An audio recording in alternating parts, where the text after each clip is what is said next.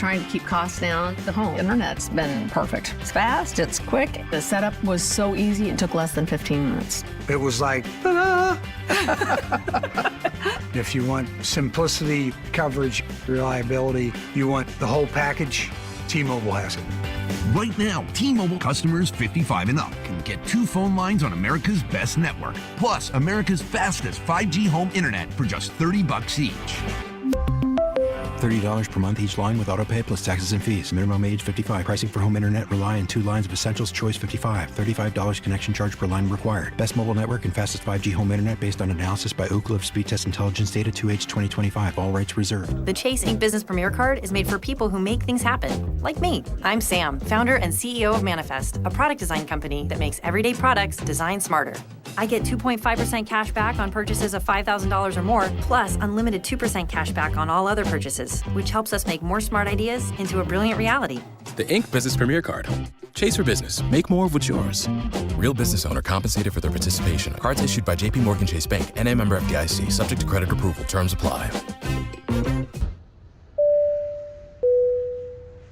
This is your captain. We are going to be experiencing some slight turbulence. Please fasten your... Oh, hold on. Just got a video of my cat. Imagine the pilot of an airplane was as confident as you are texting and driving.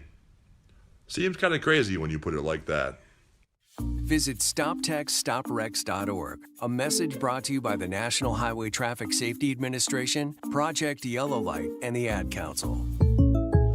Jake from State Farm. I just beat my running PR, so I'm celebrating with the Banana Bonanza smoothie. Hey, and you can keep celebrating when you create an affordable price just for you by bundling your home and auto with the State Farm Personal Price Plan. Go bananas. I will. Hey, make it a large. Bundling, just another way to save with the Personal Price Plan. Like a good neighbor, State Farm is there. Prices are based on rating plans that vary by state. Coverage options are selected by the customer. Availability, amount of discounts and savings, and eligibility vary by state. This hour of the Triangle Sports Leader is powered by Ritchie Law Firm, injury lawyers. Ritchie Law is on top of it. Go to ritchielaw.com. That's ritchielaw.com. They score! Broadcasting live from the Eagle Leasing Storage Studio. WCMC HD1 Holly Springs. 99.9 The Fan. The Triangle Sports Leader. I'm WRAL meteorologist Elizabeth Gardner. Mostly cloudy skies for us this afternoon and just a few isolated showers.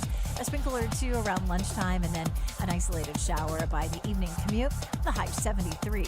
48 overnight tonight, so it'll be cooler with skies clearing. Partly cloudy tomorrow and comfortable with highs in the mid-70s.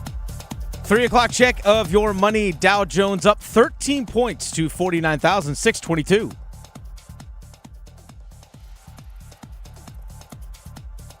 Blake with a shot, they score! It's deflected out in front. Jackson Blake continues his torrid pace in this series, and the Canes have tied it up at 1. The stick out in front, Stankoven scores! Logan Stankoven comes up with a monster goal. Whips it across, Blake with a shot, he scores! It's over! Series over! Jackson Blake wins it in overtime! The Drive with Tim Donnelly on 99.9 The Fan. The Drive with Tim Donnelly here on 99.9 The Fan.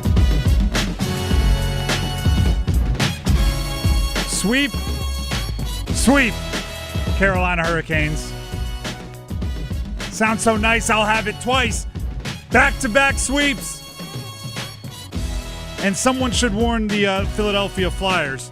I'm going to be talking trash today because that's what you do when you win. Carolina Hurricanes ended things at the appropriate time. They needed overtime, but it was the minimum amount of games, so we'll allow it. I'm Tim Donnelly, Dennis Cox producing the show. This is a Monday edition of The Drive here on 99.9 The Fan, which means because we don't have to be out at the concourse getting ready for Game 5, we're here in studio. We can use the phone lines. We'll have a Monday Soundoff at 4:15 where you can voice all of your opinions. Obviously, Canes related, but anything else in sports as well. That'll be at 4:15. Looking forward to hearing from many of you. In the meantime, we start the show the same way every single day, and that is with the Big 3 at 3.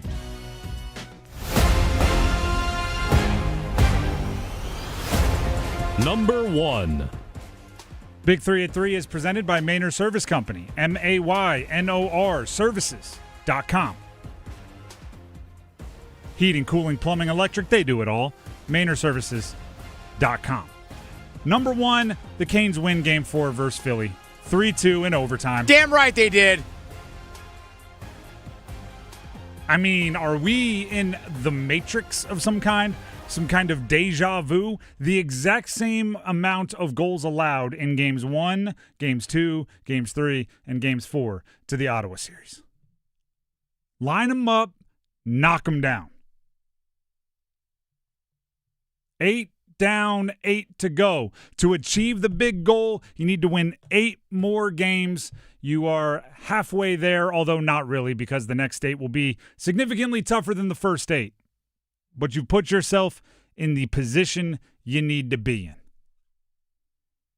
Now, we're going to have a lot of different things we have to talk about in today's show about that game, but I don't think we can go any further without saying Freddie Anderson, goodness. 8-0, 1.12 goals allowed per game.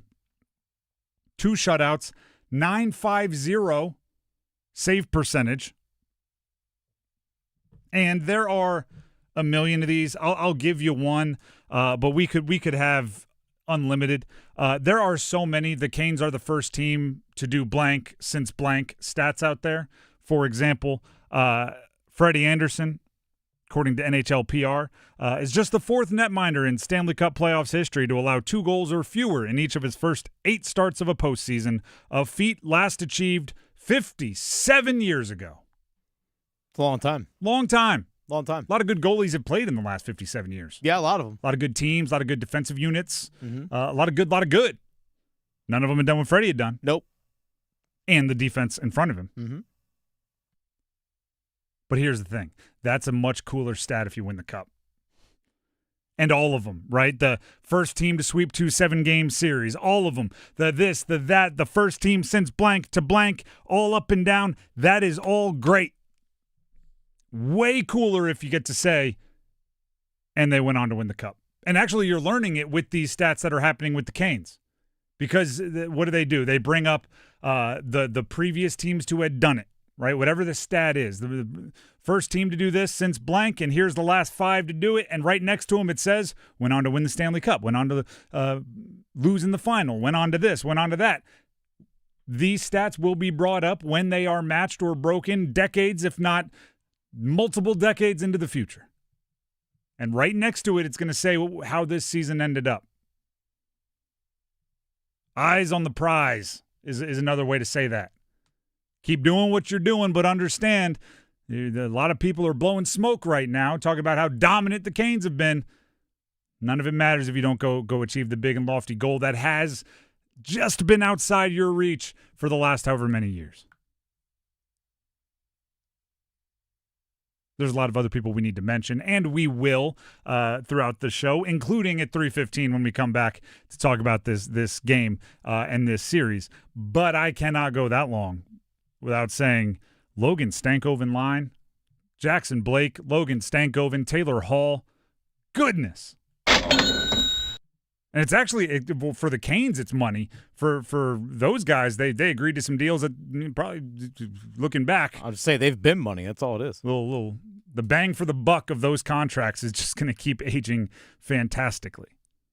In Game 4, Jackson Blake had 2 goals and an assist, including the game-winning goal in overtime. He's 22 years old. Taylor Hall, no goals, slacker, but 3 assists will allow it.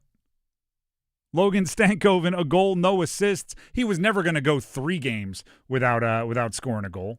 Should have seen that one coming. But similar to how when they first started hot in the postseason, I was saying didn't just begin, right? The 13-game Logan Stankoven point streak only had 5 games in the postseason. 8 of them were at the end of the regular season. They had been playing lights out, some would say all season, definitely since the Olympic break when those 3 were on a line together. It's kind of true here too, right? They had a huge Game 4 against Philly, but Taylor Hall's 12 points this postseason. Wasn't like a one big game to close him out. Jackson Blake has 11 points this postseason. Stankoven, again, slacking 8 points, but 7 of them are goals, so we'll allow it. We'll allow it. Let's get to number 2. Number 2. The sweep overall. Game 4 was great. The sweep is so satisfying. Punch your ticket to the Eastern Conference Finals. Now, we can have some of those first teams in a long time conversations. 5th team in history to begin a postseason 8-0. They are the first team to start 8-0 in the playoffs since the best-of-7 4-round format began in 1987. But similar to what I was saying about, Game 4 not being an isolated event for the Stankoven line, the Canes are 15-1-1 since March 31st. During those games, according to Walt Ruff, they've outscored their opponents 62-33. That is incredible. And in large part, it's happening without getting a ton of scoring, if sometimes any scoring, from some of the best scorers on their roster. The depth is showing. The blue line's coming together. They're having such a good week. Like a baby is being born into the family seemingly every couple days. Keandre Miller had a baby Game 1. Sean Walker had a baby Game 4, meaning their families welcome them into the world the day of. It's an unbelievable hot streak from the Carolina Hurricanes. There will be plenty of time to talk about the long break that they face prior to the Eastern Conference Finals, and I'm sure we'll have those conversations as the break wears along. But for right now, just looking at those 8 games that they played in the postseason, this is a team that is picking each other up when they need it. This is a team that is leaning on the guys that are on heaters, and it's working. And Rod Brindamore and the coaching staff are pulling the right strings, pushing the right buttons at the right time. 8-0. 8 down, 8 to go. That's number 2. Let's get to number 3. Number 3. There also there are some markets out there where your hockey team isn't getting it done. They'd be doing a full show on just rookie mini camps for their NFL team. Like Philly? Like Philly. Well, Philly's got to do some autopsies. And speaking as a Sixers fan, not a Flyers fan, but a Sixers fan, some of those autopsies will not be super fun. But certain didn't even make it that far, right? And they're diving into their NFL teams' mini camps. We will glance at the mini camps as we continue talking about the heater that the Canes are on. Have fun in that, Dallas. Yeah, there's speaking of autopsies, there's some trades we're going to look back on at some point and have some real fun conversations about. But the Panthers did have their rookie mini camp Friday, Saturday. On Friday, we teased some things that you wanted to track. Monroe Freeling, Dave Canales wasn't joking when he said he still had to grow into his body when he was drafted as a wildly athletic left tackle out of Georgia. 6'7", at the combine was 315, and kind of, I thought jokingly said, oh, he's still growing into his body. Reportedly showed up at rookie minicamps at 325 and still moving well. There you go. That's insane. He also doesn't turn 22 until July, so yeah, he actually might be still growing in, working off the baby fat and turning into muscle. And the potential is there for physically an even more gifted left tackle than they originally drafted, which is crazy because athletically his profile was as good as any coming out of college. Chris Brazel, I said the one thing to look for from him, not one-on-one air routes, right? Routes on air is a better way to put that. Don't get too excited about that because it's fool's game. But I did say watch the way he runs routes and how many times the coaches are grabbing him right after a route and bringing him to the side to work on footwork because he played in that Tennessee, meaning University of Tennessee offense, which is not pro style. I thought it was interesting. He told the media that it was a lot of run and gun in 2024 at Tennessee, but his most recent year, this past year, 2025, if you watch his film, he's running dang near every route in the playbook. Every route he ran here, meaning at rookie minicamp, he ran it at Tennessee. That would be a huge, first of all, change in the way Tennessee runs things, but also would be a huge feather in his cap if he comes in much more ready-made as a route runner than most expect a Tennessee route runner to come in, because normally you have to coach some habits out, put some habits in before you get a player that's ready to go. And those are just the, first and third round pick offensive players from rookie minicamp. So take with that what you will. It's good news on both accounts. The Drive with Tim Donnelly, 99.9 The Fan. That is the Big 3 at 3 presented by Maynard Service Company. Check them out, MaynardServices.com. When we come back, more Canes, more Stankoven line, more Freddie Anderson, more Rod Brindamore, more 8-0, and headed to the Eastern Conference Finals. Stick around. Life's great stories are built on yes and. Yes to the big game and the private suite. Yes to the beach and sailing offshore. Yes to traveling the country and exploring new ones. With the new Millionaire for Life from the North Carolina Education Lottery, you can say yes to $1 million now and every year for a lifetime. Millionaire for Life. Winning is just the beginning. Drawing 7 days a week. Must be 18 to play. Approximate overall odds of winning are 1 in 8.47. Problem gambling helpline 877-718-5543. The golf season is here. Time to upgrade your game. Head to Global Golf and explore Carolina's largest selection of pre-owned golf clubs. Whether you're just getting started or been playing for years, our expert staff will fit you with the perfect clubs. Plus, trade it in and save big on your next set. Global Golf makes it easy to turn your previously played equipment into serious savings. Visit us at 7320 ACC Boulevard in North Raleigh. Open 10 a.m. to 6 p.m. Monday through Saturday. Global Golf, home of the best deals in golf.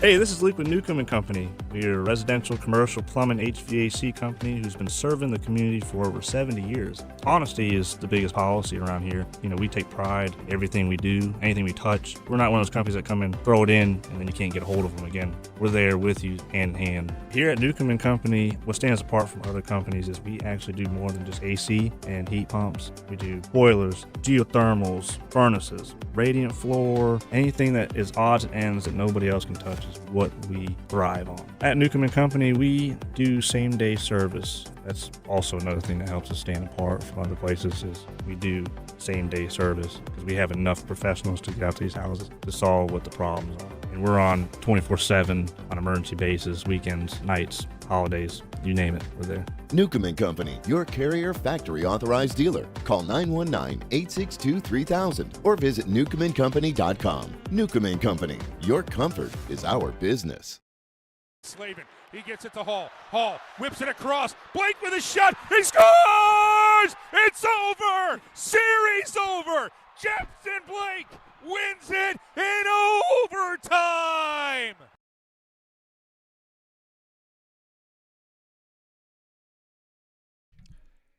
The Drive with Tim Donnelly, 99.9 The Fan.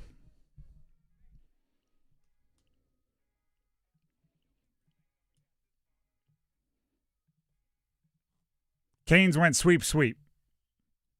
Sweep, sweep. Ottawa 4 up, 4 down. Flyers 4 up, 4 down. No matter what they tried, no matter the different kinds of games, no matter how many games were close, the Canes were always there to make one more play. The Canes were always there to make one more play. And that's all it took in some of these games. And a lot of these games.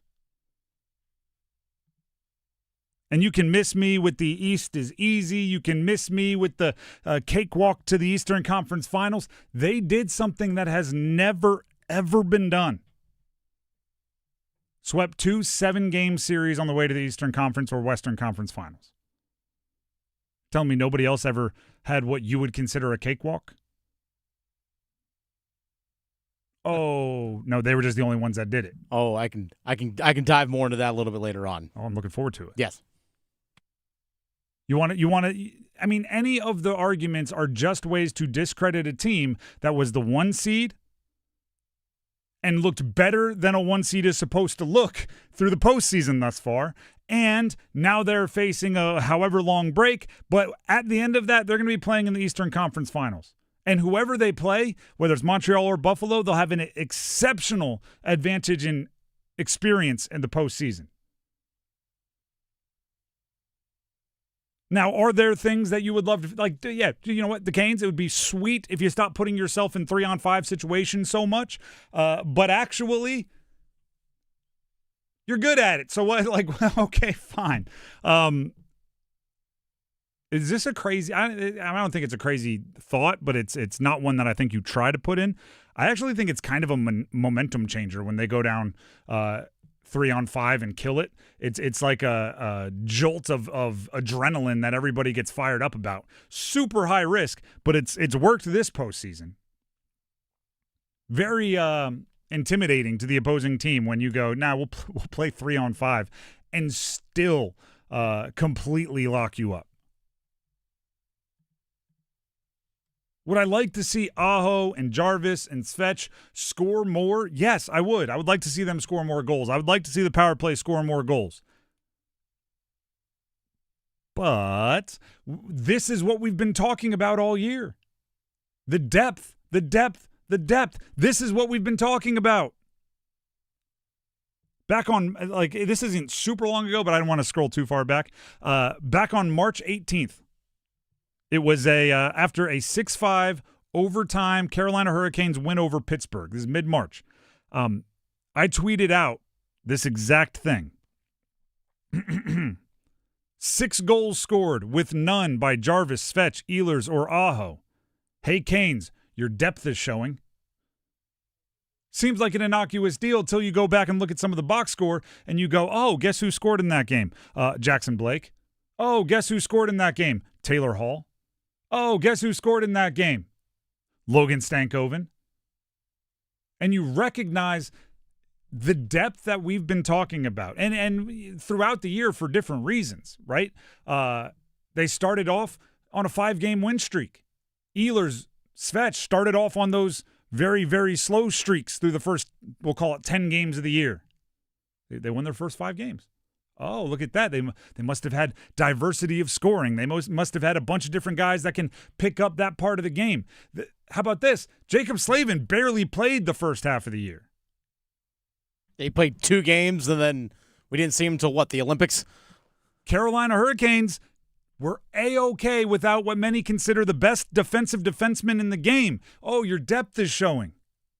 All the way down to right at the end when Stankoven was going on his little scoring rush, when Jordan Stahl was getting his 20th for the first time in a long time, and we started counting how many 20-goal scorers the Carolina Hurricanes had. Oh, look at that. It's your depth again.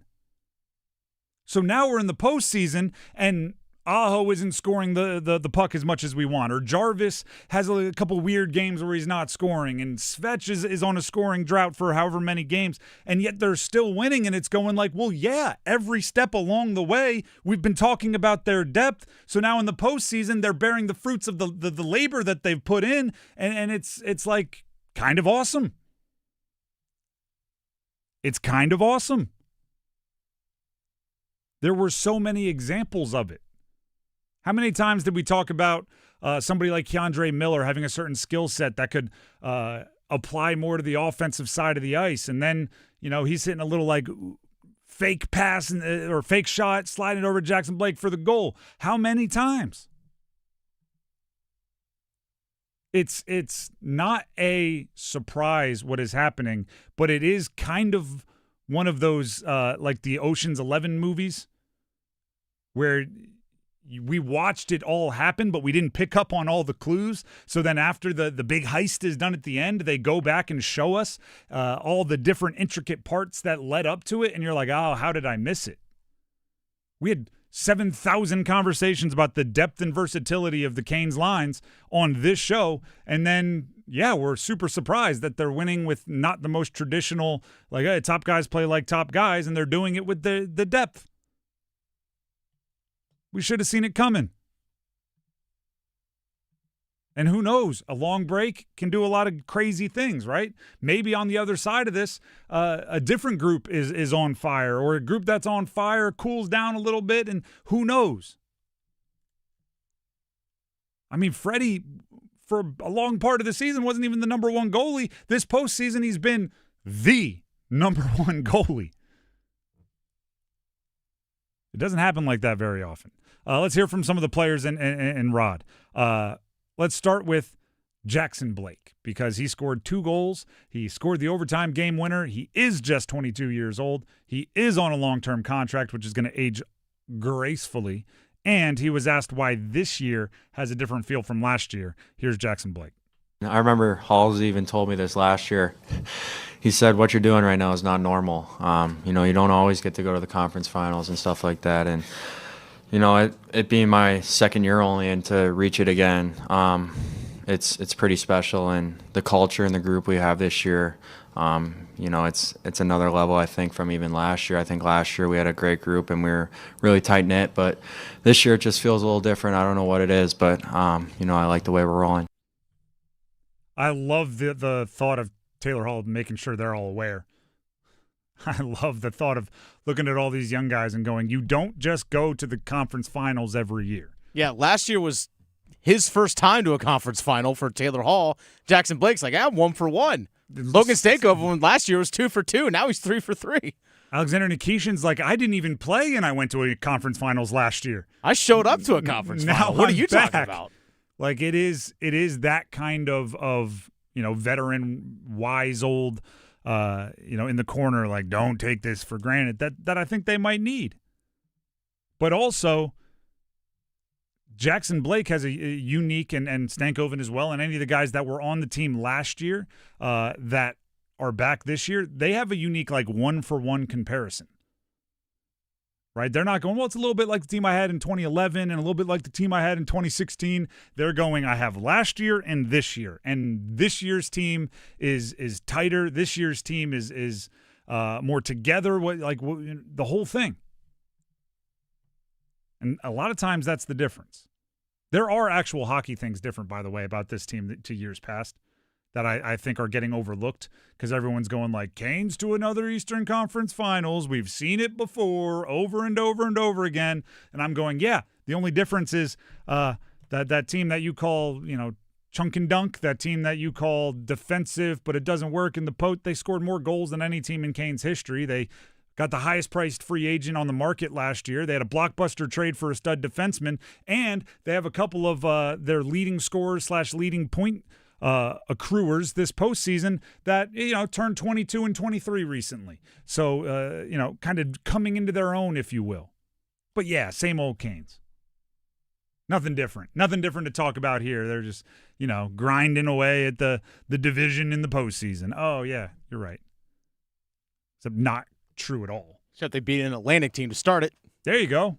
And they hadn't played either of these guys in the postseason. Yeah. But same old. Jordan Stahl scores 20 goals for the Canes every year. Oh, wait, he darn near never does. And we could go on and on. This year's team was different. By the way, you know how you mentioned since, was it March 31st, the Canes are 15-1-1, including the postseason? You know who those 2 losses were against? Ottawa and Philly.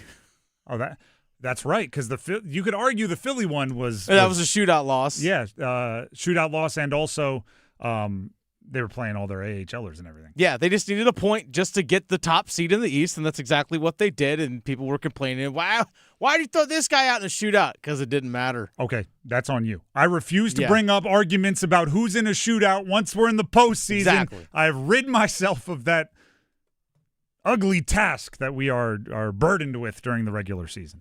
Well, it's interesting how you mentioned earlier about people like saying, like, oh, this is just an easy path to the conference final for the Carolina Hurricanes.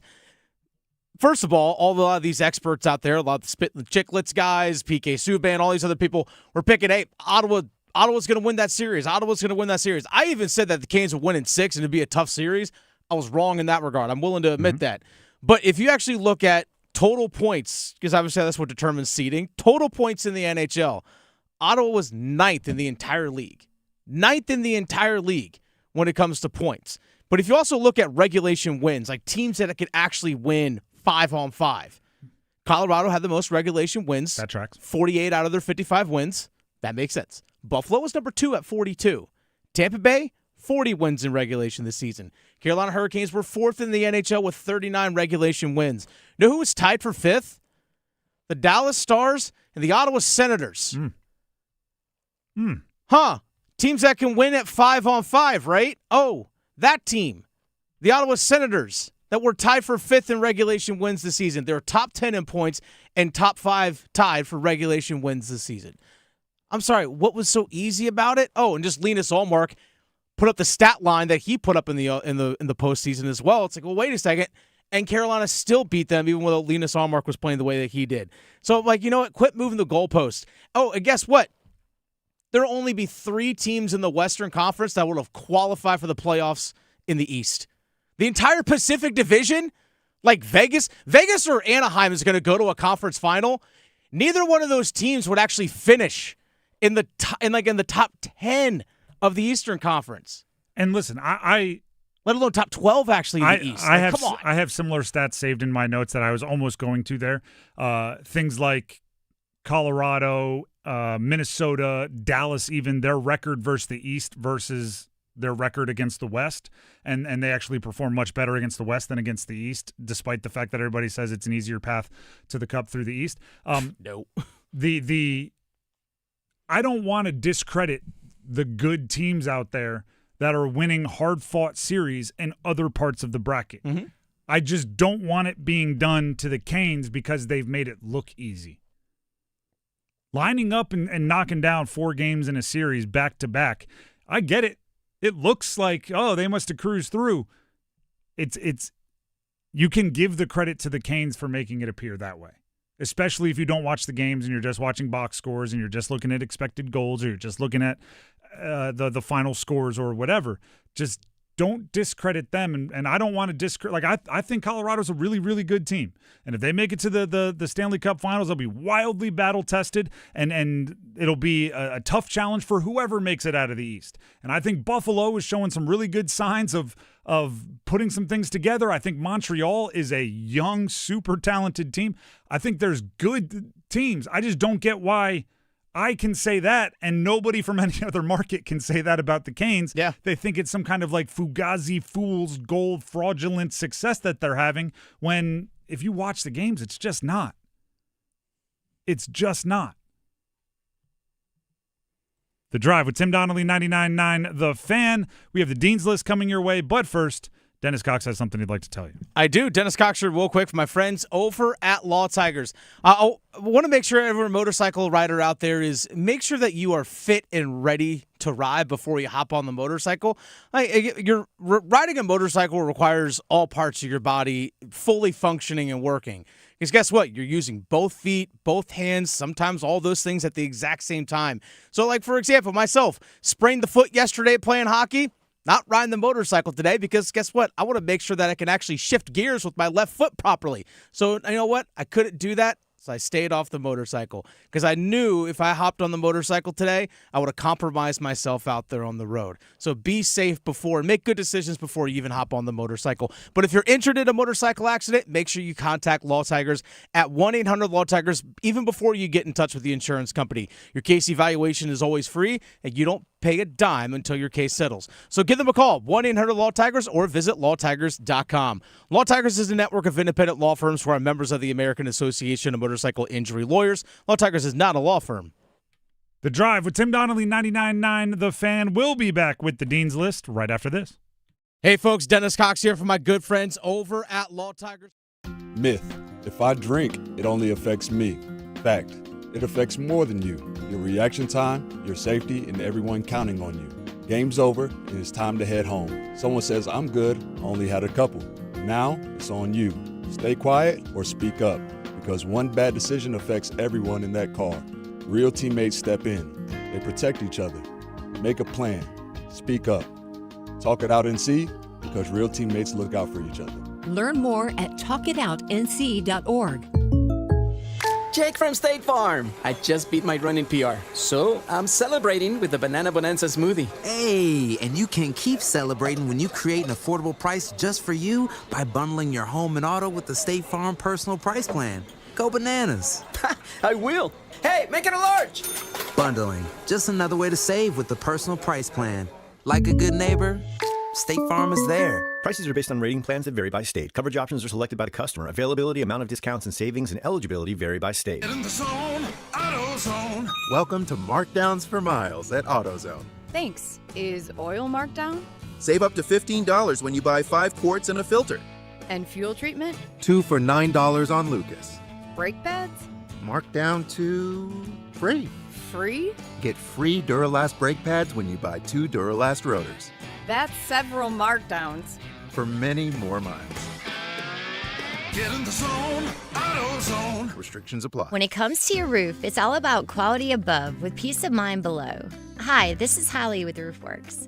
We're proud to be in our 20th year helping families and businesses keep the roof over their heads as economically as possible. We work on every type of roof, gutters, and skylights with quality repairs, maintenance, and replacements for your home, your business, and multifamily. We offer warranties with every new roof and financing options for homeowners, and we're now serving Southern Pines as well. Visit us to learn more at roofwerks.com. Workdays can be unpredictable, but your workwear shouldn't be. With a Cintas Apparel Plus program, you'll have freshly laundered garments for everyone on your team delivered every week. Cintas has workwear for just about any job imaginable, with high-performance fabrics and an uncompromising fit that stretches and moves with you. Don't leave looking and feeling good to chance. Visit Cintas.com. Oh, I'm ready! And get ready for the workday. Blake hands it off for Hall. Hall, skate to stick out in front. Stankoven scores! Logan Stankoven comes up with a monster goal, his 7th of the postseason, and the Canes take a 2-1 lead as they put some stank on it. The Drive with Tim Donnelly, 99.9 The Fan. We failed to say this, but I'm going to say it as many times as I possibly can before we get to the Dean's List. Logan Stankoven and Jackson Blake are under contract for 8 more seasons each after this year for less than essentially what one really good scoring forward is going to cost anybody moving forward. They got both of them for 8 seasons beyond this year. By the way, I think when we do the Monday Soundoff later on today, I did this a couple weeks ago when I was filling in for you. I accepted apologies on air for everyone that talked crap about Logan Stankoven, and I read your messages that you posted on our. All right, we had the receipts. I read them. We had one person call in. Shout out to Tom in Willow Spring, but the rest of y'all, you know what? Call in and apologize to Logan Stankoven. And it's not anything to be embarrassed about. I probably should put my hand up. I'm sure there were times where I was saying, like, is he a second-line center? Like, it's one thing to, react to what you're seeing. It's another to say it in a mean way. It's a third to say it and never be willing to act like you said it, right? Never be willing to own up to it. So, yeah, they're playing really well. Do you know what I say on this show a lot, actually? Is I hope I'm wrong, because if you gotta call it like you sees it, right? You gotta be honest, you gotta evaluate, but you can also say I hope I'm wrong. If you were wrong, but it's a positive for your favorite team, that's not sad. That's awesome.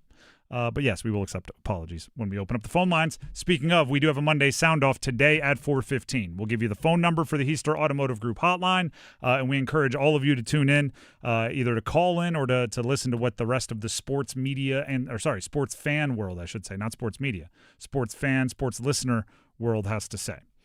With that being said, we need to get to our Dean's List, so let's go ahead and do it.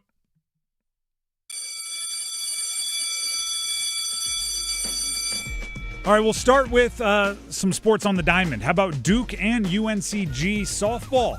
Okay. Making the bracket. All right.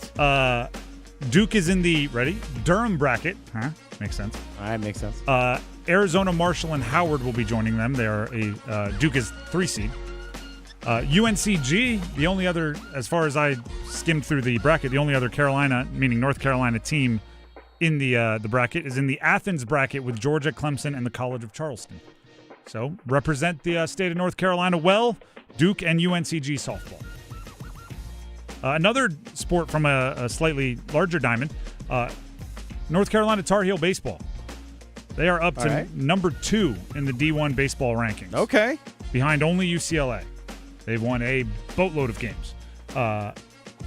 Number 2. I mean, that's worth it, right? That's right there. That's all you need. You end up being one of the top couple of teams in the country. You're going to be on the Dean's List, and again, skimming the top 25. No other teams from the state of North Carolina. A couple other ACC schools, but Carolina definitely, being the flag bearer for the ACC and the state on the baseball diamond. Dennis, do you have any Dean's Listers you would like to throw out here? I do. I have a couple here. Let's hear them. One, all the graduates. We see a lot of college graduations taking place this weekend. I know some were next weekend, some were this weekend, some maybe last weekend. But it's graduation time for a lot of colleges. So, Dean's List. Everyone that graduated. Congratulations. Hey, congratulations. Enjoy it. Take the pictures in the cap and gown. Oh, yeah. Do the whole thing. And get a job. Turn into like the angry, disapproving uncle or something. So where are you going? How are you going to start paying rent? Let's start talking brass tacks here. So congrats to all the graduates out there. I also want to throw on the Dean's List. I was fortunate to be on the call for the UNC women's lacrosse NCAA tournament game against Clemson yesterday. Shout out to Chloe Humphrey. 7 goals, 4 assists in the 17-6 win for UNC over Clemson. She didn't really have to try in the second half. She had 6 goals and 4 assists at halftime. Okay, so Chloe Humphrey was also on my Dean's List. Okay. I follow a lot of sports. I don't follow a ton of lacrosse. Didn't play it.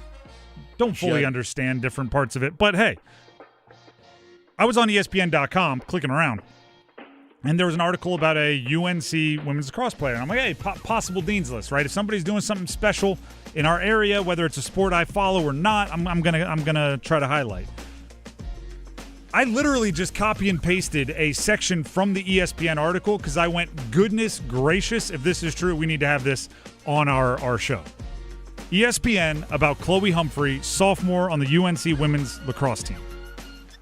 Humphrey can be to women's lacrosse what a few other Tar Heels have been to their sports, what Erin Madsen is to field hockey, what Mia Hamm is to women's soccer, and yes, what Michael Jordan is to basketball. That right there made me go, oh, okay, we're not hedging our bets at all here, are we, ESPN? We're just all in on It's borderline unfair to say to a sophomore in college that they can be Mia Hamm or Michael Jordan. Erin Madsen is still on campus coaching the field hockey team, just racking up more jewelry and championship rings than she knows what to do with, and just going like, yeah, that could be you. That's borderline unfair. Chloe Humphrey already has more goals and more assists this season than she did the entire last season, including the NCAA tournament, where UNC won the Women's National Championship, and she won the Tewaaraton Award, which is the National Player of the Year. And she's a finalist again this year. She's already surpassed all those numbers. She's getting better, which is insane. She's already top 3 in points all time at UNC Women's Lacrosse. There are like 5 national championship teams for UNC Women's Lacrosse. Correct me if I'm wrong, because I read the article and I was just copy and pasting and getting excited. If they beat Stanford later this week, they're in the Final Four again. Yes, that is correct. The quarterfinal is on Wednesday. Or Wednesday or Thursday. And they won the national title her freshman year. Yeah, last year. Yeah. And they went 22-0 last year, winning all but 2 games by at least 3 goals. Yeah. Okay, maybe she's the next Mia Hamm or Michael Jordan. Like, it's one of those things where when that's in the article, you're like, okay, I'll decide this. You read the article, and by the time you're done, you're like, yeah, I mean, I know he didn't go to Carolina, but Wayne Gretzky fits. Like, you just want to keep throwing, Messi. Like, it's that kind of deal. So, yeah, Chloe Humphrey, UNC Women's Lacrosse, Dean's List. I apologize. I was unfamiliar with your game. If you want to talk about that, you can. We'll have a Monday Soundoff coming up. Monday Soundoff is where we open up the phone lines for you and all your thoughts. Obviously, Canes headed to the Eastern Conference Finals, 8-0 in the postseason. Whole bunch of other things we want to talk about. But you get to drive the show. You get to decide. So call in at 4:15. We'll give you the phone line and let you know when those lines are opened up. It's a Monday Soundoff coming up on the drive. Let's go ahead and dismiss the Dean's List so I can tell you all about Miller Lending. Tim Donnelly here for Miller Lending, the home of the no-cost loan. if you have been watching interest rates and right, timing is everything. You wish you could wait for the lower rates, but perhaps you didn't have that option, right? Needed a house, needed to get to your new job, needed bigger, smaller, whatever for your family, locked in your rate at a time where it was kind of peaking, right at the top of the market, and you've been waiting to refinance, but you've been discouraged because you don't want to have to pay all those costs and fees for closing costs.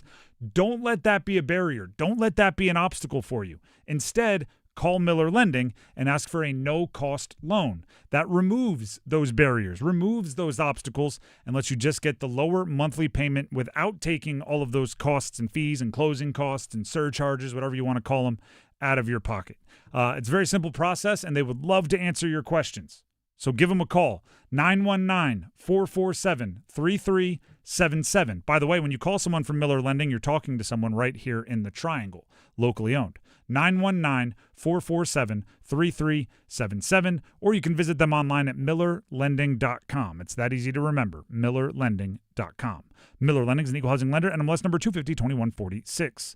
Coming up next, we name who's been winning and who's been losing over the last week. Stick around.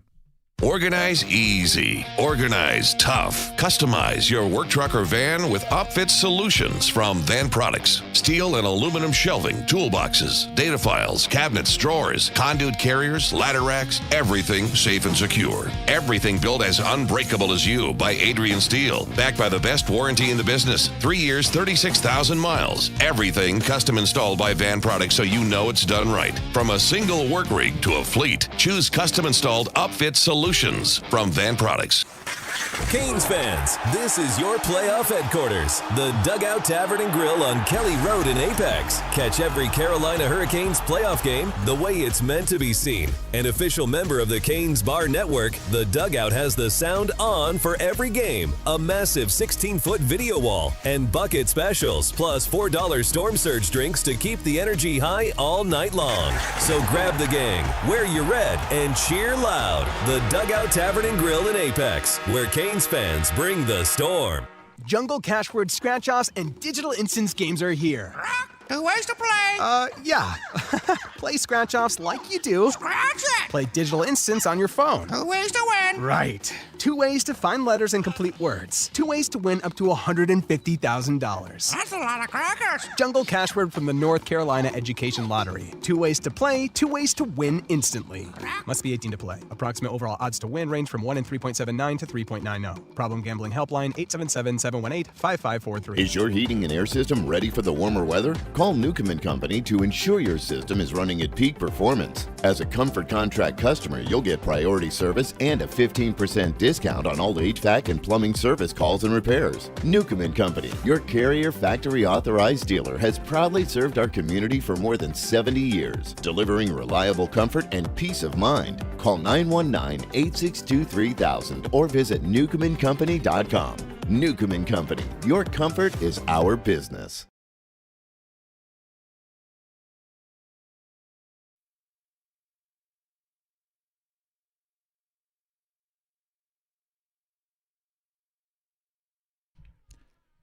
The Drive with Tim Donnelly, 99.9 The Fan.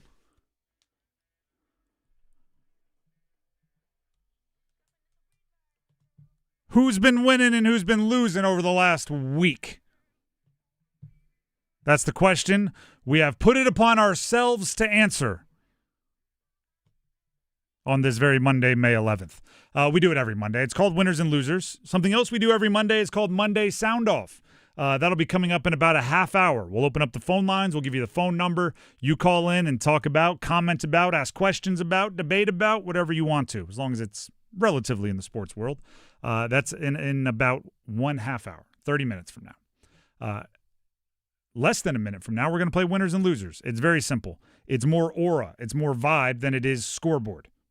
Anybody can look at a box score and say that team won, that team lost. So we try to make it more of a subjective deal, an opinion thing, where you're looking for who won and who lost over the last week. Let's start, shall we? This team will never lose again. I mean, it goes without saying, but I'm putting Jackson Blake on the winners.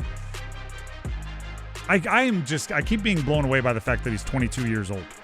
He is 22 years old and scored a series-clinching OT goal to put his team in the Eastern Conference Finals. Where do you go from there?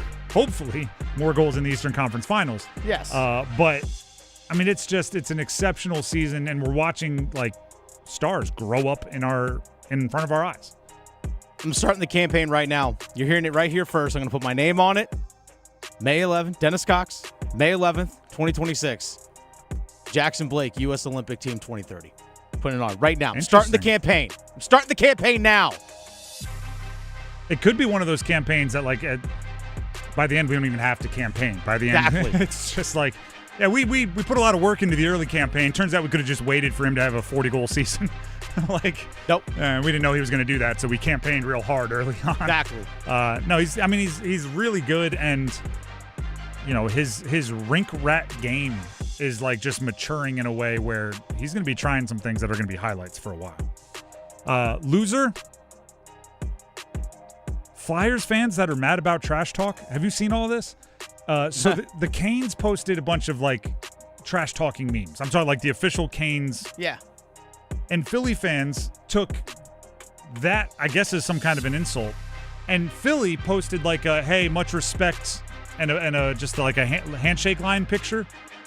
And they're going like, I'm so glad our team had the class to not stoop as low as the Canes did. And I feel kind of crazy that I have to explain trash talk to Philadelphia. Yeah. But of all people. Yeah, the team that wins gets to talk trash. The team that loses doesn't get to talk trash. You got swept. You had to just kind of put your tail between the legs and say, hey, good, hat tip, good job, respect. Woo. Like you couldn't talk trash. The losers don't get to talk trash. That's sports. And by the way, the Canes have lost in the postseason a lot, and they've had to eat a lot of that from other teams, and you do. When you lose, you do. That's it's like the way of the jungle, right? Predator eats prey, then they laugh and joke about it online. That's how it goes. So loser, sensitive Philadelphia fans? Oh, can I add to that? Yeah, go ahead. Loser Philly sports fans? All right. No, let me finish.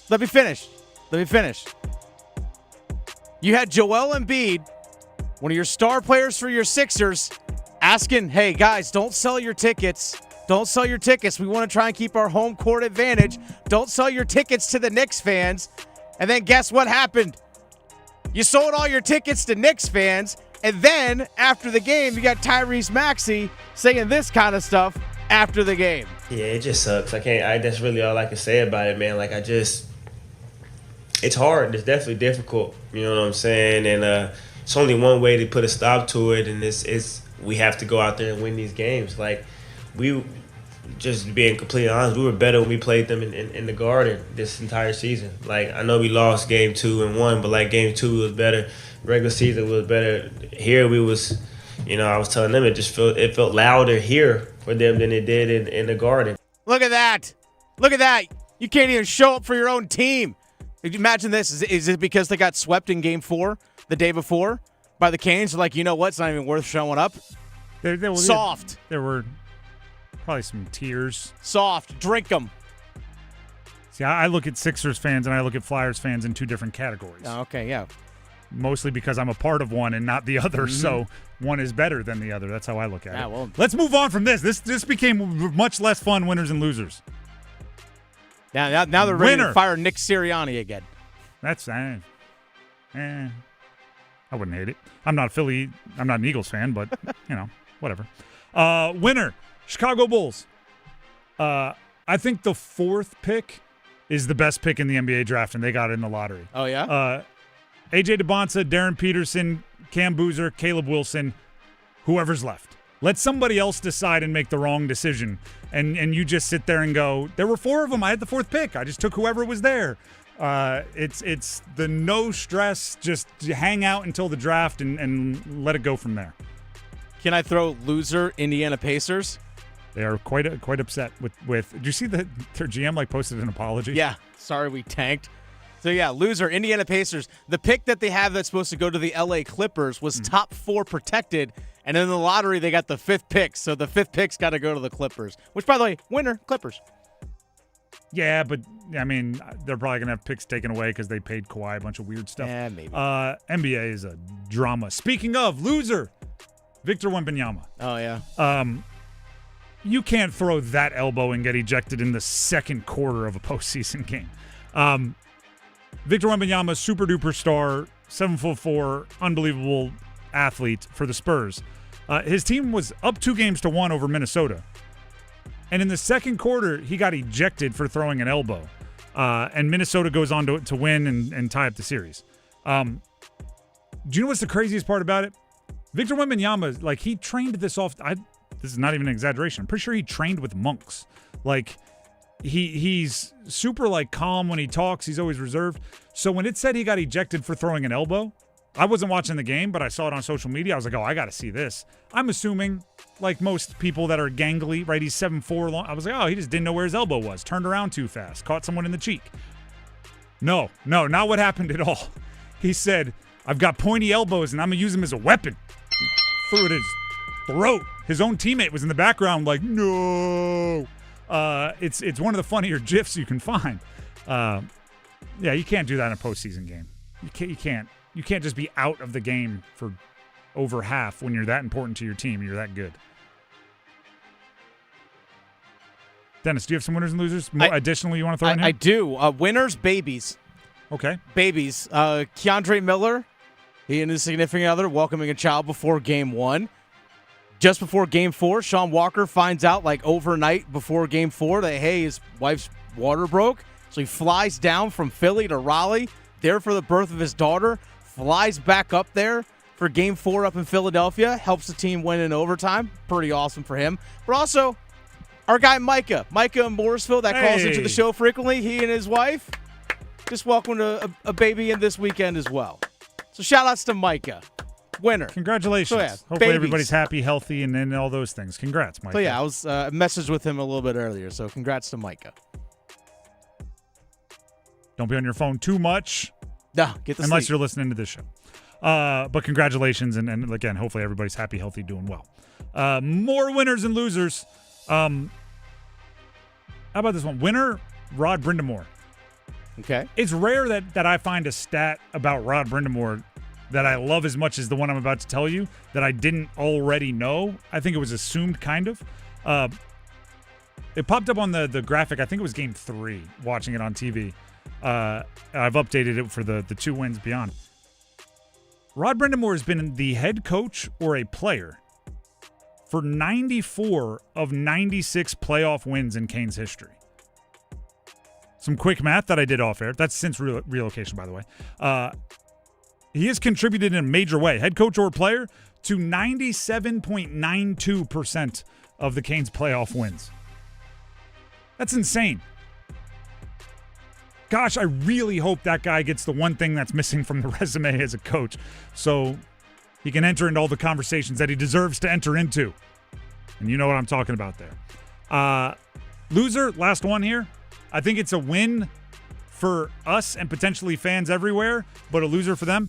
UFL refs. UFL, the new football league, the side league.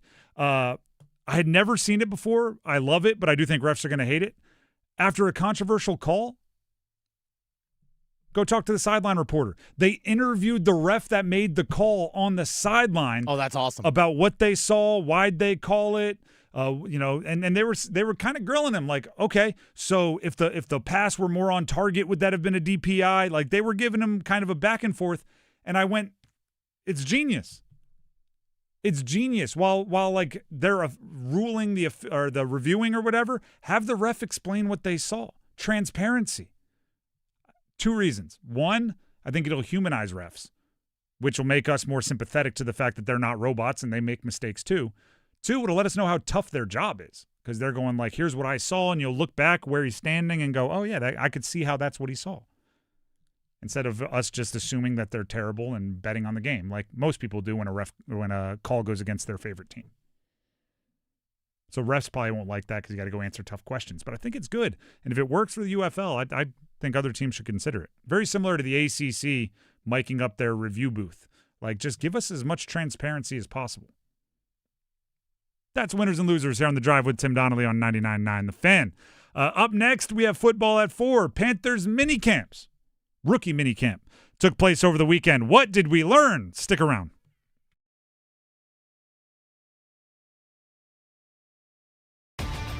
Step between the lines when you download the High School OT mobile app presented by State Employees Credit Union. It's easier than ever to find the coverage you want for the sports and schools you cheer for the loudest. Receive up-to-minute alerts, scores, videos, insider content, and the latest high school sports news across the state of North Carolina. Available now on the Apple App Store and the Google Play Store. The High School OT mobile app, presented by State Employees Credit Union. Hey friends, it's Paul Eihander from 99.9 The Fan for FanDuel. What a crazy weekend it was. And FanDuel, of course, you know, will give you better payouts on same-game parlays all NBA playoffs long. That's right. With more ways to build and more value every time you play, you can stack your picks your way for every game, every matchup, and of course, every big basketball moment. From spreads to player points to threes and more, you can build it all into one same-game parlay and go for bigger payouts. So if you plan to bet same-game parlays during this NBA playoffs and postseason, be sure to bet them on FanDuel. More options. You know you've got better payouts, and you can do it all NBA playoffs long. Head on over to FanDuel.com/Paul and get started. That's FanDuel.com/Paul, Paul with a capital P. FanDuel, an official partner of the NBA. Play your game.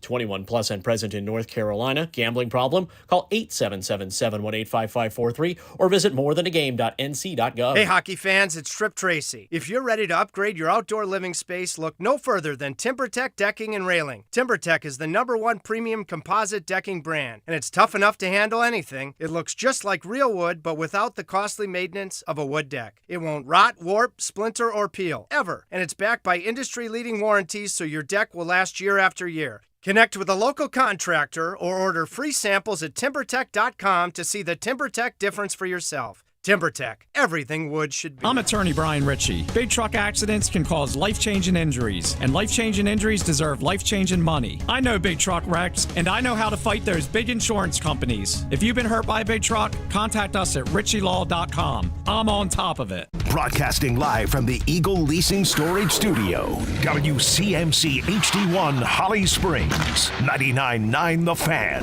the Triangle Sports Leader.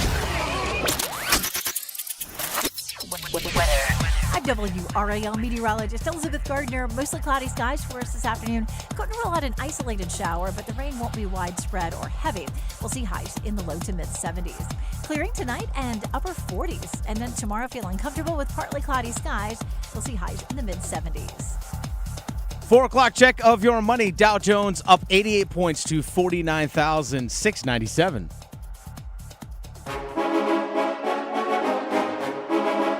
Let's move the chains. Time for football at 4. The Drive with Tim Donnelly, 99.9 The Fan. Football at 4. There were rookie mini camps over the weekend. Oh, by the way, 4:15 Monday Soundoff. So build up your Canes takes if you have them. Build up your concerns, whatever, for Canes, Panthers, college, all of it. But obviously the Canes are going to the Eastern Conference Finals, so I assume there's going to be some takes. Bookmark the phone number, 919-860-5326. That is the Heister Automotive Group hotline. We will be taking your calls in about 15 minutes. Now we can talk rookie minicamp reactions. So on Friday, I asked 3 questions going into minicamps, with the acknowledgement that I didn't think we were going to be able to answer them because so much about rookie minicamp is about learning, right? I think it's important, but I think it's stuff that is very, very difficult to see if you don't know what they're being asked to do, right? Coaches ask certain things of certain players, and rookie minicamps are much more judged on, are they doing those things, than do they look so unbelievable in routes on air, in T-shirts and in shorts that everybody watching in the clips online can see it, okay? But there are a few things we can take away for real, and they have to do with those questions. one of the questions was, can either of the offensive linemen drafted, whether it's Heck the center in the 5th or the first rounder Monroe Freeling, can they stay in the race, I would say, for a starting job?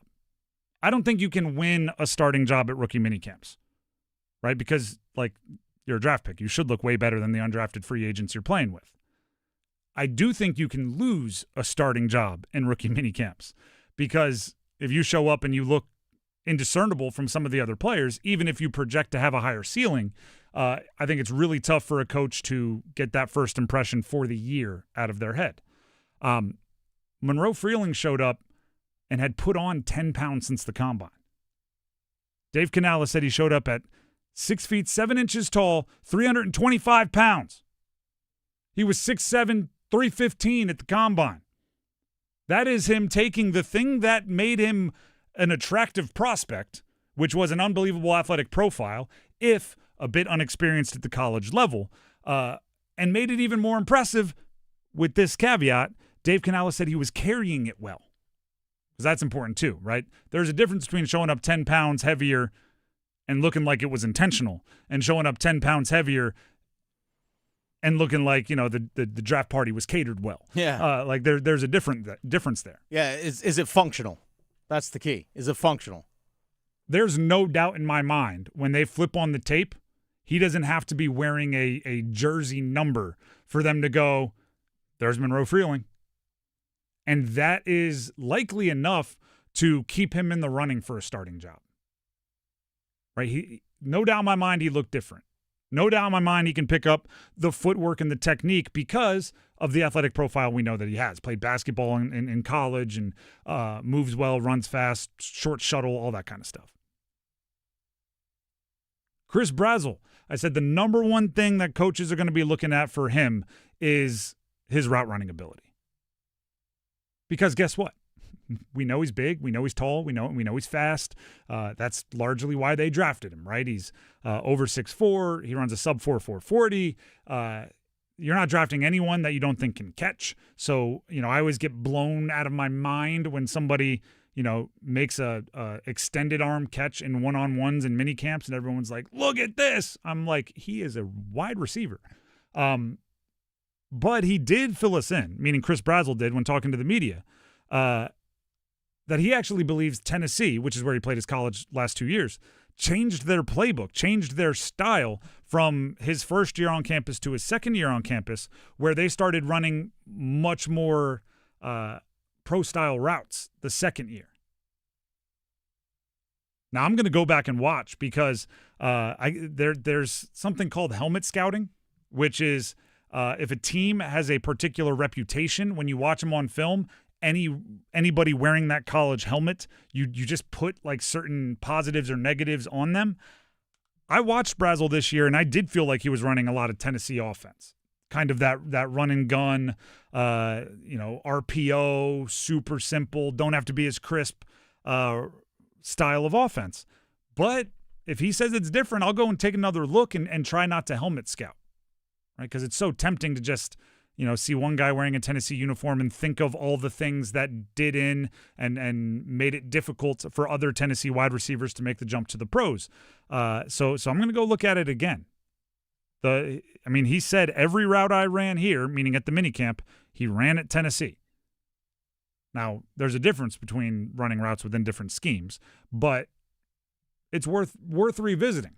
Because if you get Chris Brazel and he runs routes like he went to Ohio State with the athletic profile he showed from his time at Tennessee, that's going to be a much better player than the third rounder you'd expect. Now, Ohio State is kind of the best version of, right? That's the top line. But even if it's just significantly better than Tennessee's products in the past, that's big time. And then the other question, I had 3 of them on Friday, and I want to try to answer them all for you here during Football at 4. The third question was, what role does Haynes King expect to play? Haynes King, undrafted free agent, but not like any other undrafted free agent. He had $250,000 guaranteed to sign with Carolina as an undrafted free agent, he being the quarterback out of Georgia Tech. Again, ACC fans are very familiar with him. The reports, and this is, I'm going to admit, it's a little wishy-washy, right? It's a little like Disney movie.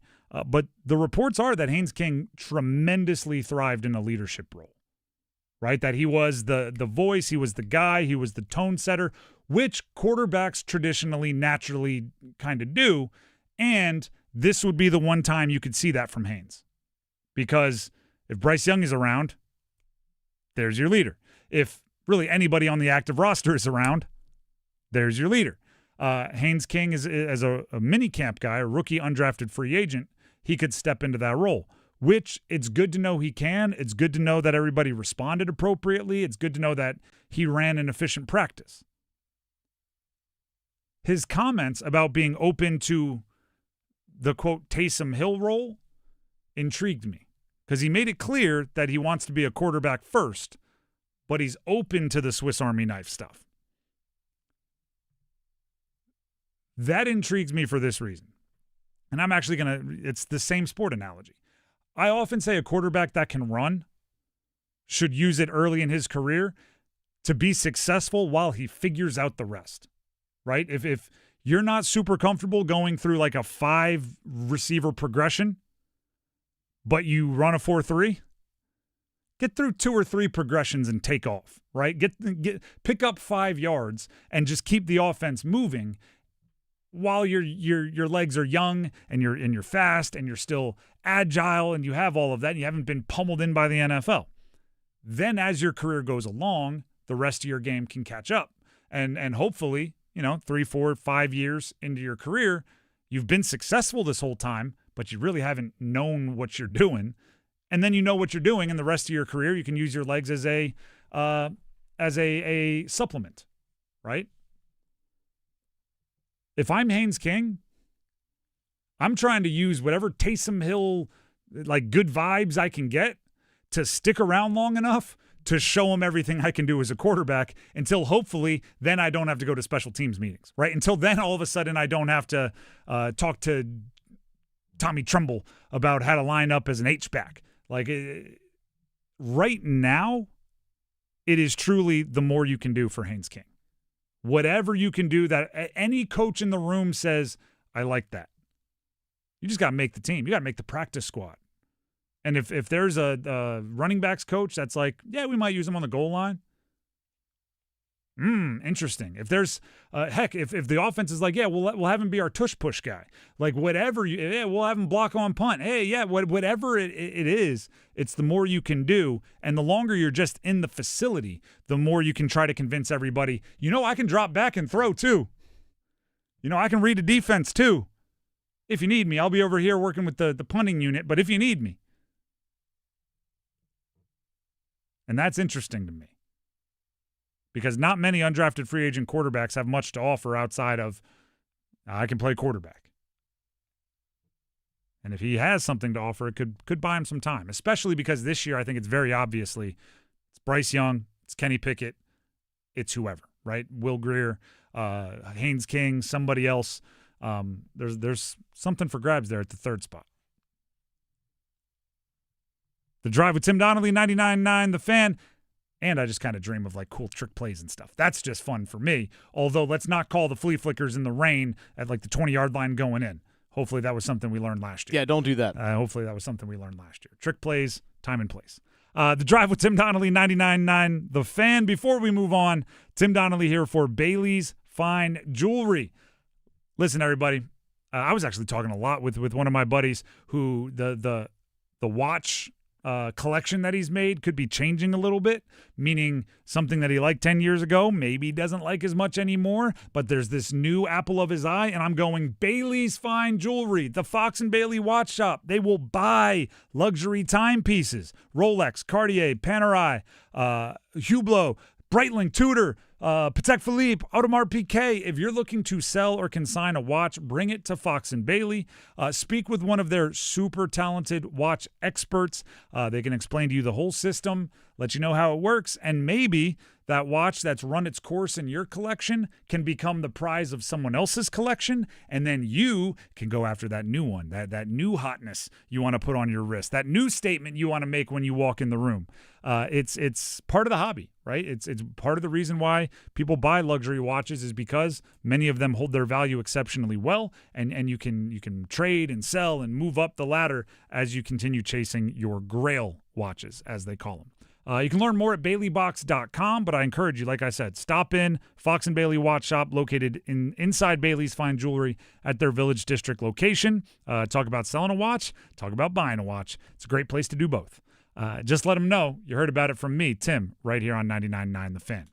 All right, when we come back, we are going to have a Canes Cup check-in with former Cane Sean Hill. So we will have that, and then we will open up the phone lines for a Monday Soundoff. So get ready. We're going to hear from many of you right after this. Hey, it's Adam Gold, and after every Hurricanes game, thanks to my friends at the Aluminum Company of North Carolina, we give you the Canes Corner podcast. In-depth analysis on what happened, why it happened, what's going to happen next, which players are those to look out for, and as we get deep into the playoffs, how can Carolina best position themselves to win a Stanley Cup? Canes Corner podcast, brought to you by the Aluminum Company of North Carolina, live on YouTube, and of course available wherever you get your podcasts. Is your heating and air system ready for the warmer weather? Call Newcomb & Company to ensure your system is running at peak performance. As a Comfort Contract customer, you'll get priority service and a 15% discount on all HVAC and plumbing service calls and repairs. Newcomb & Company, your Carrier factory authorized dealer, has proudly served our community for more than 70 years, delivering reliable comfort and peace of mind. Call 919-862-3000 or visit newcombandcompany.com. Newcomb & Company, your comfort is our business. T-Mobile has an exclusive bundle for customers 55 and up. I'm Sarah Bowl. Yeah, I'm Frank Bowl. A reliable network is key for us. And with T-Mobile, it's been wonderful. And going to the 55 plus plan saved us so much money. A lot. And that's important. Trying to keep costs down. The home internet's been perfect. It's fast, it's quick. The setup was so easy, it took less than 15 minutes. It was like, ta-da! If you want simplicity, coverage, reliability, you want the whole package, T-Mobile has it. Right now, T-Mobile customers 55 and up can get 2 phone lines on America's best network, plus America's fastest 5G home internet for just $30 each. $30 per month each line with autopay plus taxes and fees. Minimum age 55. Pricing for home internet rely on 2 lines of Essentials Choice 55. $35 connection charge per line required. Best mobile network and fastest 5G home internet based on analysis by Ookla of Speed Test Intelligence data 2H 2025. All rights reserved. As a social influencer, my days can be busy. 4 a.m., I hit the gym. 4:32, protein smoothie. 5:08, save time and money bundling my home and auto insurance with Progressive. Wait, if I bundle and save time, what would I do then? Just sit here and reflect? Like, why am I qualified to influence anyone? And how those weights are hollow? And half of my followers are bots? You could save time and money bundling your home and auto when you switch to Progressive. It's one less thing to worry about during your already busy day. Progressive Casualty Insurance Company, affiliates, and other insurers. Not available in all states or situations. Blake with a shot, they score! It's deflected out in front. Jackson Blake continues his torrid pace in this series, and the Canes have tied it up at 1. The Drive with Tim Donnelly, 99.9 The Fan.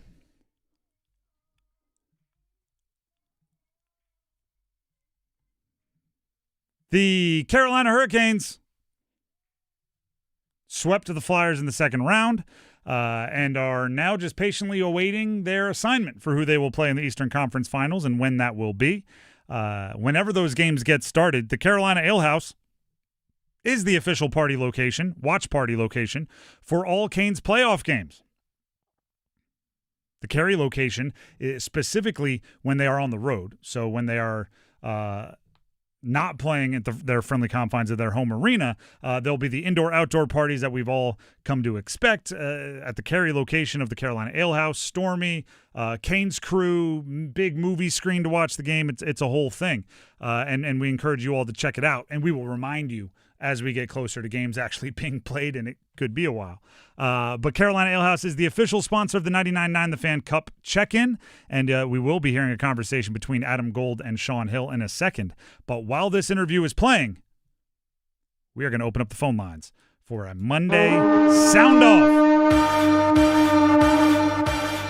So call in, get in line, be ready with your take on the Canes or whatever else is happening in sports that you want to talk about. The phone number is 919-860-5326. That's 919-860-5326. We will start bringing those callers onto the air immediately after we hear the Cup check-in, sponsored by Carolina Ale House here on 99.9 The Fan. And that music ending means it's time to hear from our very own Adam Gold checking in with Sean Hill. Enjoy. Slavo is so good, and sometimes we just kind of forget because we see him do it so often. And, I had a buddy in town who was watching the game and knows hockey very well and still was just dumbfounded by how good Jacob Slavin is. And this is someone who watches a lot of hockey, but to see it in person, he was like, gosh, it is something else. But, we kind of come to expect it out of him. But like you said, in the guy's uniform, no gap, breaks it up. And Taylor Hall is, he's looking a lot like doing 2018 things with the puck, and then without it, he's bulldozing guys, and it is just fun to watch. What did you think of that? I know was it? I'm sure I'm actually even. I guess it was Game 3, not Game 4. So what did you think of that hit? I think it's a hard hit. I don't think he had any intent. The guy's up when he's originally lining him up. Right. And then he goes, he goes down a little bit. And by that point, Halsey is committed, and, there's no backing out of it then. I mean, if he's backing out of it then, he's possibly going to injure himself. So, I mean, I don't think there was any intent. If they do that to us, are you a little bit salty? Yeah, for sure. But I don't think it was a situation where he went in there thinking, I'm going to, potentially injure this guy. But that's just playoff hockey. You commit to it, you follow through on it. And you know what, with the way our penalty kill's going, that's the type of hit that sends a message, and then you kill it off, and you're like, they're going to be thinking twice about hanging on to that puck now, And with the Hall hit, which led to the penalty, and I thought it was, personally, I actually think you can make an argument that there's no penalty on the play, but regardless, it looks bad, so they're going to go from 5 to 2, and that's fine.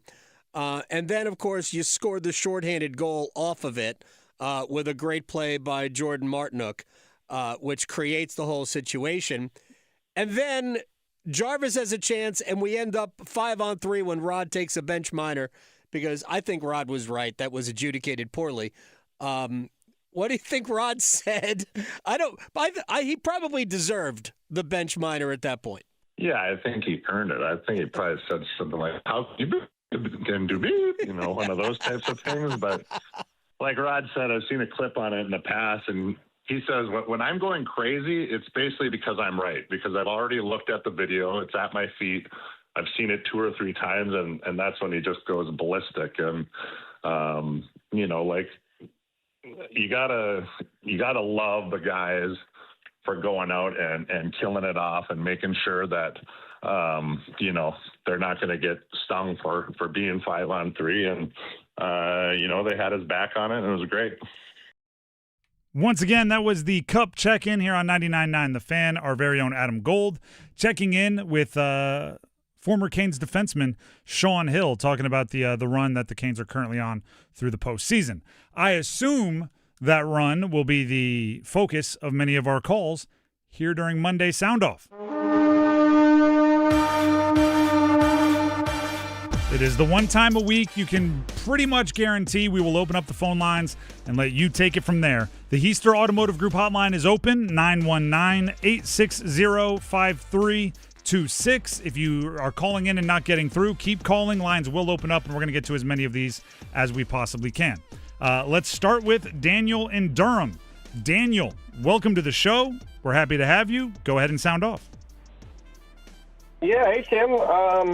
Happy Monday. I just wanted to call in. I think the first time I've called into your show was last February, right after the Mikko Rantanen trade. All right. So I just figured I would pat myself on the back, and during that take I said that Taylor Hall was going to be the dude, and he has shown up in the playoffs. That whole line, Stankov and Blake, have been phenomenal. So I just wanted to up on the back real quick. All right. Hey, take your victory lap. If you called it, go ahead. Absolutely. And then I also wanted to briefly just mention USC baseball. You touched on it a bit with your Dean's List. This is probably the best Tar Heel baseball season I've seen in a long time. Very complete team, and I just want more attention on them because I think they're gonna be able to go far in Omaha, hopefully. All right, Daniel, we appreciate the call, and congrats on a good take way back then.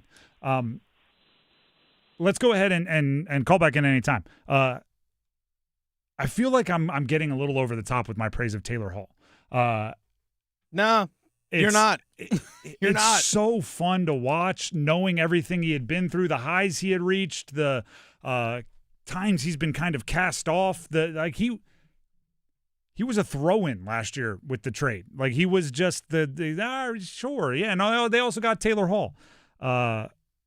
He's been through a lot, and seeing him play with that younger line, kind of, I don't know, rejuvenating him has been really, really fun. And speaking of, you said that people that spoke ill of Logan Stankoven's ability to play second line center, you can call in and apologize. I don't know if this is an apology, but I thought Taylor Hall was a guy you could move around lines, but really you didn't want him as a top six forward for, more than a couple weeks or a month at a time, because I just thought, he lost some zip.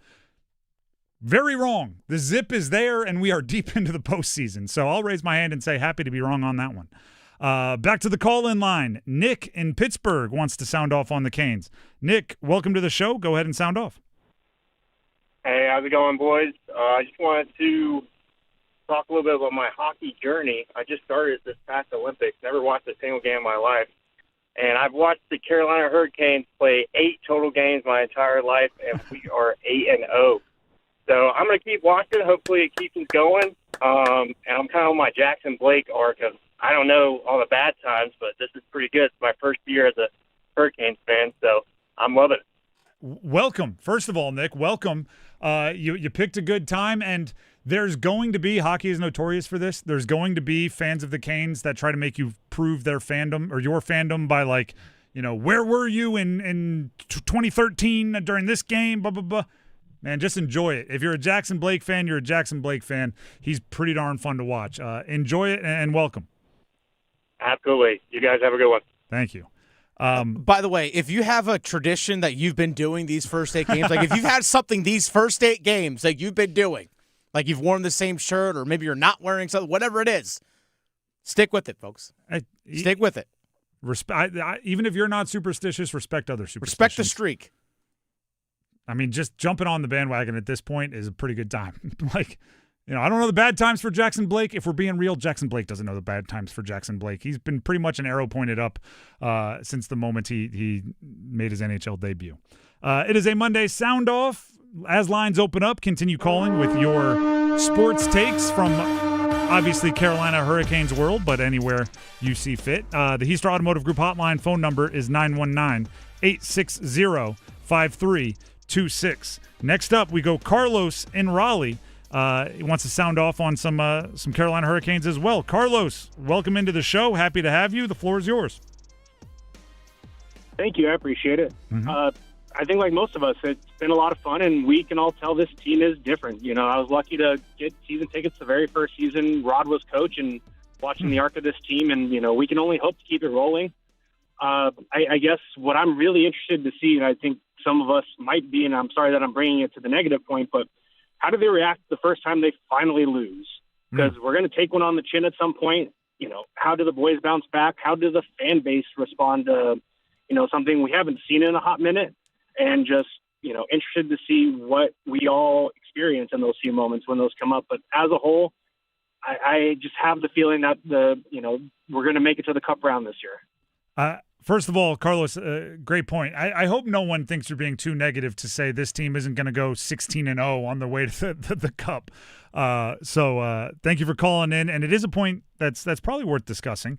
I'd be lying if I said I didn't have those thoughts. I think it was Game 2 against Philly when they went down 2-0, because the first 5 games they didn't trail. First 5 games of the postseason, they did not trail. They found themselves down 2-0 quick, and it's like, how do they react? They reacted great, right? Took it to overtime, won the game. I hope we have a similar process the first time they lose. If they lose, I guess I should say. But hopefully it's like, oh no, how are they going to react? And then they come back in the next game and react excellently, because that's what you have to do to win a championship. That's what you have to do to win a cup. Next up on the call-in line, as we continue to make our way through a Monday Soundoff, you can call in as well, 919-860-5326. We go to Reggie in Sanford. I have Canes/Knicks. So let's see what that means. Reggie, welcome to the show. Sound off on the Canes/Knicks. Yes. Too. Excited for the Canes. Mm-hmm. I mean, I don't really watch that much hockey, but I've been to a Canes game in which the crowd was, rowdy and stuff. It's just good for the to hear that this may be the chance. Mm-hmm. So just really hoping that they would do that. Okay. On the same hand, the Knicks are doing well as well. Yep. They're red hot and again going to the Eastern Conference Finals. This may be the year to break through. I mean, the Canes has been there, once, hoping to go again.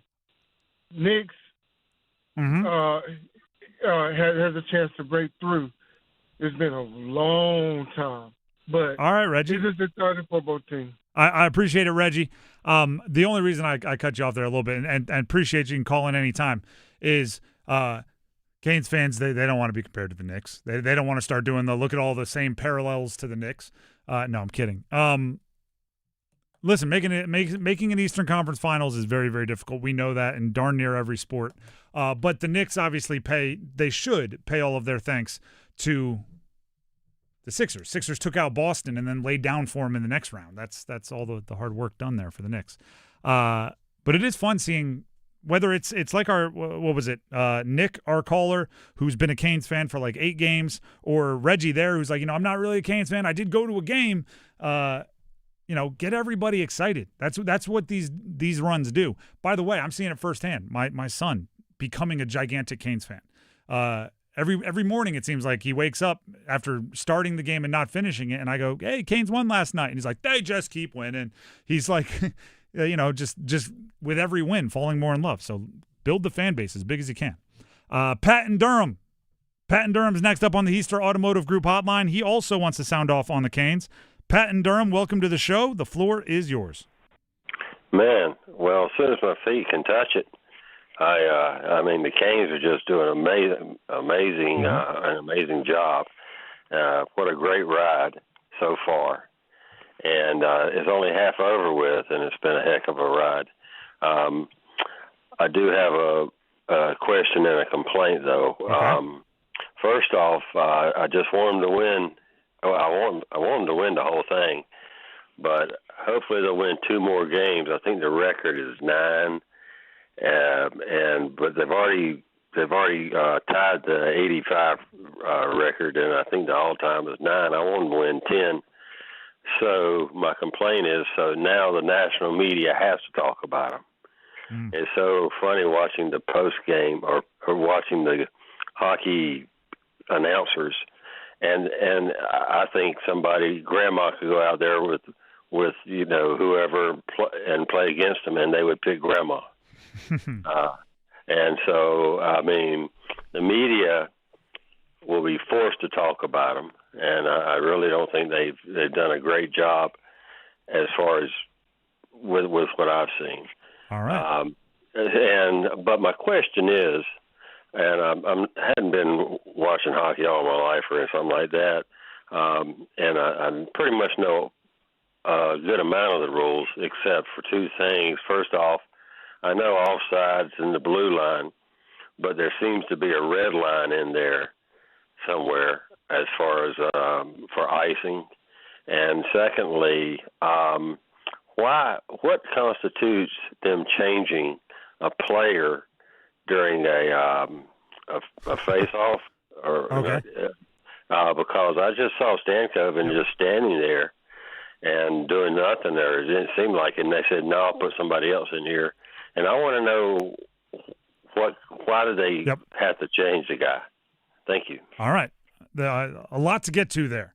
I was confused there for a second, so if you're watching on YouTube, you saw some confusion on my face. I'll explain why. He was talking about the record for most consecutive wins to start a postseason, saying win more. For a second, I thought he was saying break the record for like most wins by a Canes team because, since they've started kind of losing a lot of Eastern Conference Finals games, 9 was the high water mark. And I was like, well, don't forget 06 and a couple others. I'm somebody that believes you chase records, but you understand what the big goal is. Go get as many, the big goal and all of these cool records that they're breaking, they do align as long as you keep your eyes on the big prize ultimately. Winning a bunch of consecutive games is going to help you get to the ultimate goal of hoisting the cup. So keep going for it. Don't slow down for anybody. Don't overthink it. Don't do anything crazy. The national media, we've got to do this quickly here. National media picking against the Canes, I think they just think it's easy. For the last, 8 years, you've been able to pick the Canes to get upset, and even if you were wrong in that series, they lost before getting to the Cup final, which meant I was a little early, but I wasn't wrong. So they're just conditioned to be like, I can be spicy with my pick against the Canes, and it doesn't come back to bite me. And the Canes they got to win to disprove that. They got to make some people feel stupid to disprove that, or else they're going to keep being picked against. All right, maybe we'll get to there's a bunch of rules as far as I forget what he was asking about. He's asking about icing, guys getting kicked out of the face-off circle, those kinds of things. What is it? Visitor has to put their stick down first. Visitor or the team in the defensive zone has to put their stick down first. Both have to come to a stop and wait. Sometimes the refs just get a little pause heavy. When the ref blows a whistle before the puck drop, you have 5 seconds to get yourself set as well. Okay. So there's some timing, just things like that stuff as well. going on. Yeah. There's a bunch of stuff there. Icing is not happening during power plays. They're got to cross 2 lines. It's got to not be someone there. Can't have touched them. Whole bunch of stuff. Let's get to the next caller. Pat, was that Pat who was calling in? That was just Pat. Pat, call back in off air, and we'll go more into detail with you. I just don't want to sit here and explain a bunch of rules. Daniel and Creedmoor up next. Daniel, welcome to the show. Happy to have you. Go ahead and sound off. Hey, thank you very much, Soundoff. I've really been enjoying this Hurricanes run, especially since every night I work move Air Canada's aircraft. I leave a note for the pilots every morning, something like, welcome to Raleigh, home of the Carolina Hurricanes, undefeated in the playoffs, and also home of Jacob Slavin, gold medalist. I like it. So that's a nice twist. I really need Montreal to win so I can continue this for my pleasure. All right, Daniel, I appreciate that, and I love little things like that in the community. So you're A-okay in my book, Daniel. Call back in anytime. Take care. Take care. Little things like that goes a long way. There's some Jacob Slavin stuff that I want to talk about later in the show. I don't want to eat into Monday's sound off here, but there's some really cool stuff happening with him that make a lot of sense as far as how he plays and why he plays the way he plays. Next up, Isaiah in Wake Forest wants to sound off on the Canes and the NBA. Isaiah, happy to hear from you. Go ahead and sound off. Hey, thank you for taking my call. I'll start with the NBA. with the 76ers, after watching them edge out the Celtics in the first round, I was cheering for them. I thought they might have some sort of life in them, but they just about got them. They just had no electricity, and the Knicks just destroyed them. So that was disappointing. And then one more thing in the NBA, the Spurs, they lost yesterday. They were without Wemby. Wemby played 12 minutes before getting ejected. I still have them picked to win the NBA Finals. The Thunders are looking good. I don't know when J-Dub's going to get back, but they're looking really nice. But I still am confident that the Western Conference Finals is going to be the NBA Finals. Spurs, Thunder, whoever wins that's winning the Finals 100%. And I've got my money on the Spurs. And then real quick with the Canes, the national broadcast is always – it makes me so frustrated. They're like, oh, wow, the Hurricanes seem to be a pretty good team. And PK Subban's like – on Sunday, he finally was like, well, I guess the Canes are a decent team as they're in the Eastern Conference Finals again. But they'll be the Sabres or the Canadians. Whoever wins that will be favored in this series. But I know that I think the Canes will win it. I have the Canes winning in 6, whoever they play. They're most certainly not sweeping again because the Canadians or the Sabres are just too good of a team. And then real quick, props to Dan Vladar. He played his heart out in the series, and it was a really impressive performance for him throughout the playoffs. All right. I appreciate all that, Isaiah. Aside from the stuff with the Sixers, no electricity. I mean, I know you weren't lying, but it just seemed targeted a little bit there. I'm putting listen, I will love, because I think it's warranted, disagreeing with the national media about the Canes a ton.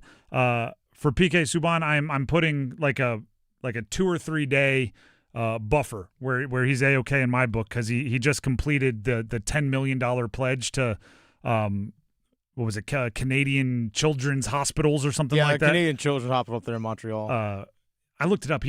I say only in air quotes.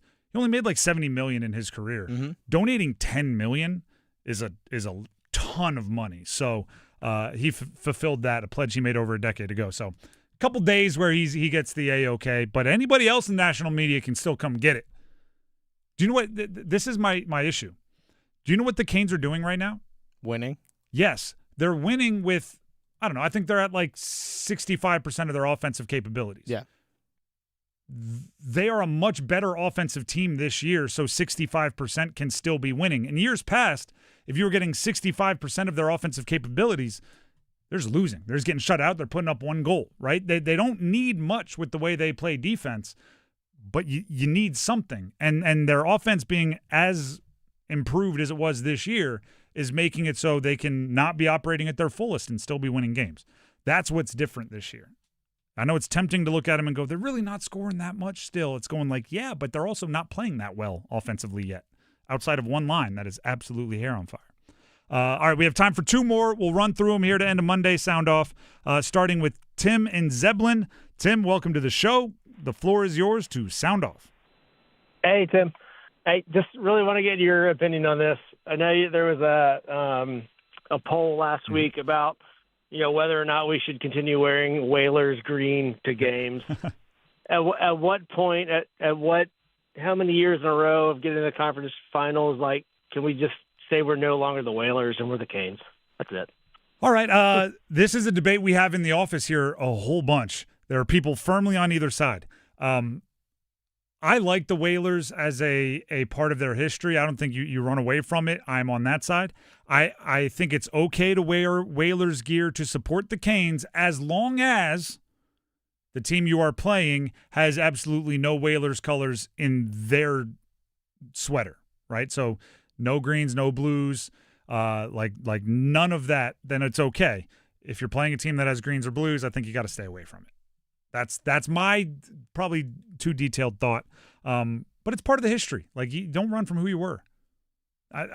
I know a lot of people that moved out of their hometown when they're 18 and they're 65, 70 years old, still talking about where I come from. Your history sticks with you. You're happy to be where you are, but you can also like where you came from. And then Stephen and Franklinton to round us out, to put a bow on a Monday Sound Off. Stephen and Franklinton, welcome to the show. We just lost Stephen. Oh, Stephen. The bow was undone. So actually, the Whalers question gets to be the bow on it. I mean, we lost Steven. Unfortunately, What was that? No, we lost Steven. All right, Steven, you had your chance. Maybe he was asking the Whalers question too, and he went, "Oh, they got to it." Click. No, I don't know. I don't know what happened there. Some reason it just dropped. I don't put that one on Steven. Okay, all right. That might be a me error. I'll accept that one. All right, hey. That's accountability, everybody. If you were mean and said Logan Stankoven could never play center, just a little bit of accountability, as demonstrated right there. The Drive with Tim Donnelly, 99.9 The Fan. Before we move on, and thank you to everybody one more time for joining us on Monday Soundoff. You'll have another chance next week before the Eastern Conference Finals get started. Wait, I think Steven's calling back in. Should we get him on? If he's there, yeah. Let's make sure it's our Steven. But yeah, he's talking on the phone. I'll give you the play-by-play. He's nodding. It appears as if he's putting him into the soundboard. And we now have Steven. Thumbs up. All right, we have Steven. Welcome back to the show. Put a bow on it. Give us something good. Hey, hello. Can you hear me now? Yes, we can. We got you loud and clear. Oh, thanks for taking my call. Huge Caniac for multiple decades now. I don't know how long you guys have been here in the Triangle. I know, Tim, you went to college in Delaware. I can't remember if you said you were from Delaware, but can you guys name the actual opponent in the third round exactly 20 years ago this month? You're talking about the 2006 Cup Finals? No, third round. Oh, but you're talking about the year they won it all. Buffalo, right? Correct. Oh, I see what you're doing here. I see what you – all right, sorry, keep going. No, all good. And so in the month prior, in the first round, we played the Canadians. And I believe we lost the first two at home to the Canadians, but then we went up there and smoked them and, basically 1-6, I think. Correct. I just brought it up here so I can fill everybody in. It was a 6-game series win against Montreal after dropping the first two. Then they beat New Jersey in 5, losing game 4. Conference Finals, you were correct. They beat Buffalo in 7. I think a lot of people remember that one. And then obviously Edmonton in the Cup Final again in 7. I remember the third round with Buffalo very well because, to be honest, there was almost fisticuffs being thrown out in that parking lot with the Sabres fans back then. I think they got on a lot of Caniac's nerves very quickly, but yeah, it was good times back then. All right, I'll let you guys go. Thank you very much, Steven. A little reminiscing. I think there's going to be a lot of nostalgia during this break between the second round and Eastern Conference Finals. So thank you very much for the call, Steven. Thank you very much to everybody who called in for Monday Soundoff. And as I was saying right before we made sure to get Steven on as promised, Dennis Cox has something else he'd like to tell you. I do. Dennis Cox here real quick. For Loan Pronto, folks, credit card interest rates, they're now over 29%. And most people are only making the minimum payments, so they're getting nowhere. But here's what many homeowners don't realize. Using the equity in your home, you can easily access hundreds of thousands in cash. With Loan Pronto's Rapid Equity Loan, you can pay off your credit cards, your existing HELOC, your car loans, or get money for that home improvement project. One client just got $100,000 approved, and they saved over $1,500 a month. And here's the best part. With Loan Pronto, you can do it all from your phone. With zero out-of-pocket, no hard credit pull up front, no appraisal, no long drawn-out bank process, and no touching your first mortgage. Rates are at near 3-year lows, so act now. Go to loanpronto.com. See how much you can get in about 60 seconds. Loan Pronto, 2,800 5-star Google reviews. Call 919-381-1760 or visit loanpronto.com. 919-381-1760, loanpronto.com. Equal housing lender, NMLS 1661781, NMLSconsumeraccess.org. The Drive with Tim Donnelly, 99.9 The Fan. Speaking of having a bone to pick, I've got a bone to pick with NHL awards because the Canes aren't even finalists. Next.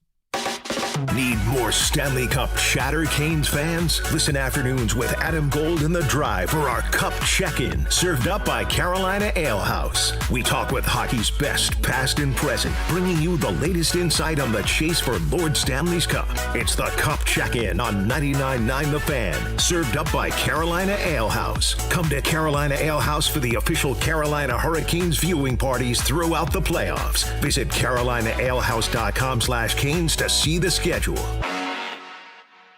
It's bow time. We know there's a lot of breakfast sandwiches out there, but only Bojangles has the legendary Cajun Filet Biscuit. Shake things up with a boldly seasoned chicken breast on a fluffy, made-from-scratch biscuit with bow rounds and your choice of drink. So when you're craving something bold, something different, something that takes breakfast to a whole new level, the Cajun Filet Biscuit is waiting for you, along with crispy bow rounds and a drink. Order in the app or at Bojangles today. It's bow time. It's bow time. Time to satisfy your craving for Cajun with a Bojangles Cajun Filet Biscuit. Bojangles Cajun Filet Biscuits are served all day, every day. And with that biscuit, why not add Bo's Iced Coffee? That's right, Bo's Iced Coffee with sweet cream. Choose caramel or French vanilla. Bo's new Iced Coffee, a great way to sweeten your day. When you're hungry for flavor and value, it's Bo time. Jungle Cashword Scratch-Offs and Digital Instance games are here. 2 ways to play. Yeah. Play Scratch-Offs like you do. Scratch it. Play Digital Instance on your phone. 2 ways to win. Right. 2 ways to find letters and complete words. 2 ways to win up to $150,000. That's a lot of crackers. Jungle Cashword from the North Carolina Education Lottery. 2 ways to play, 2 ways to win instantly. Must be 18 to play. Approximate overall odds to win range from 1 in 3.79 to 3.90. Problem gambling helpline 877-718-5543. This hour of The Drive is brought to you by Law Tigers. Injured in a motorcycle accident? Call Law Tigers at 1-800-LAW-TIGERS before you call your insurance company. Case evaluations are always free, and you don't pay a dime until your case settles. Law Tigers, North Carolina's motorcycle lawyers.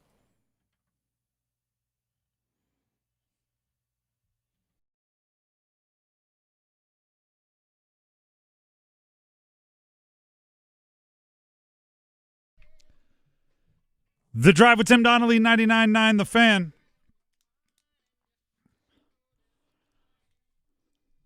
So, there's always quite a bit of, I would even say at times, sensitivity for Canes fans to what national media says about the Canes, especially when things appear to be going so well for the Canes. Because when things are going not great for the Canes, or when they lose a series or whatever, it feels like it piles on. And when they're doing well, it seems like it quiets down. At times, I want to make sure that it's not painted as a straw man, right? A straw man argument that we're not just sitting around going, people are always saying mean things. And then it's like, who? Show me. Give me something tangible. Don't just tell me, show me. So I thought one way we could do that is the NHL awards, right? The finalists, for the most part, have been revealed. The absence is overwhelming. There are awards for a whole bunch of different things voted on by a whole bunch of different people, right? The NHLPA votes on the awards. GMs vote on some awards. The Hockey Writers Association votes on some awards. There's awards that go to sportsmanship and gentlemanly conduct. There are awards that go to the best player, the best defensive player at a certain position, the best player at this other position, the best rookie, the best this, the best that, the best coach. Canes have none of them. And I'm not even saying they didn't win any of them. I'm saying they're not even a finalist for any of them. Which, to me, sparks a little bit of hypocrisy. For this reason. The Canes were the number 1 seed in the East. That's inarguable, right? Fact. They're the number 1 seed in the East. There are teams in the East that have a whole bunch of awards finalists. If you make the argument that Jordan Stahl should not have been a finalist for the Selke, if you want to make those arguments, okay, that's fine. I'm good with that. I'm not here to say the Canes have some kind of like, McDavid, Gretzky, whatever grouping. I'm not here to say that. But what I am here to say is if you tell me there are no finalists of any of the player awards, how in the heck would Rod Brindamore not be on the list for the coaches award? You don't end up the number 1 seed in the East. And by the way, the postseason has just shown what kind of a wagon they have. You don't end up that good of a team without any players that are best at what they do or in the top 3 at what they do, unless you have a coach that's making those players seem much better than they are. And vice versa, right? If the coach isn't getting it done, somebody has to be doing a great job as a player. It's not at all they deserve to win everything because they're the Carolina Hurricanes and they're my special little team. It's not that. It's saying if they win a whole bunch, somebody's got to be getting some credit for it. If they win a whole bunch, somebody has to be doing their job at a pretty elite level. If Rod Brindamore were a finalist for the Jack Adams, if that's all, you would not hear me mad about it at all. I'd go, that makes sense. If Jordan Stahl were a finalist for the Selke and nothing else, I'd be okay. We got it. I'm good. Right? We could have those. I'm not asking for everything. I'm just asking for something that makes sense. I'm just asking for something that makes sense. And that's kind of the bigger picture here. Okay? When a national media, it was after Game 3. Game 3, they beat the Flyers, take a 3-0 lead. They are the first team since who knows when to win 7 straight games to open the postseason. They go to the postgame presser. They're sitting, or not the postgame presser, the postgame, postgame show would be the way to describe it. I work in media. I should know that. And they got the group sitting at the desk, and the first thing the host says is, well, the Canes, they had been flying under the radar. And I'm going, well, why in the heck were they flying under the... You guys are at the table that decides where the radar is pointed, and you're saying they're flying under the radar. They were the 1 seed, and they swept their first-round opponent. They scored more goals than anyone in their franchise's history. They got a great story in Taylor Hall being this Renaissance project. They had these young guys. There's so much to talk about. I don't need you to say... they're going to win the cup and they're my favorite team and I bought a Rod Brindamore jersey. I just need you to make sure they're not under the radar as the best team in the East that swept their first-round opponent and started with 3 wins in the second round. I'm not asking for the sun and the stars. I'm just asking for a little bit of sunlight. They can't be under the radar. And if you are somebody in a position of power, if you are somebody in a position of influence, and you're going like, wow, they're under the radar. It's going, no. If they are, don't talk about it as if it happened to you. Talk about it as if it happened because of you. Yeah, it's only the 8th straight season that they've won at least one postseason series, the longest streak in the NHL. So you can't say like, oh, they're under the radar. No, you've seen them here before. I would even be okay with negative Canes takes. Sure. Like if you want to say, no, I'm not believing in them until... We've seen them roll through the first 2 rounds. We've seen them get to the Eastern Conference Finals. They're one for whatever, and they're like, I'm fine with negative. I'm not fine with apathy. I'm not fine with ignoring. You can't tell the story of this year's NHL season without having the Canes be a main character. They're going to be one of 4 teams left standing at minimum. They just did something that has not happened since they expanded to the modern playoff format ever.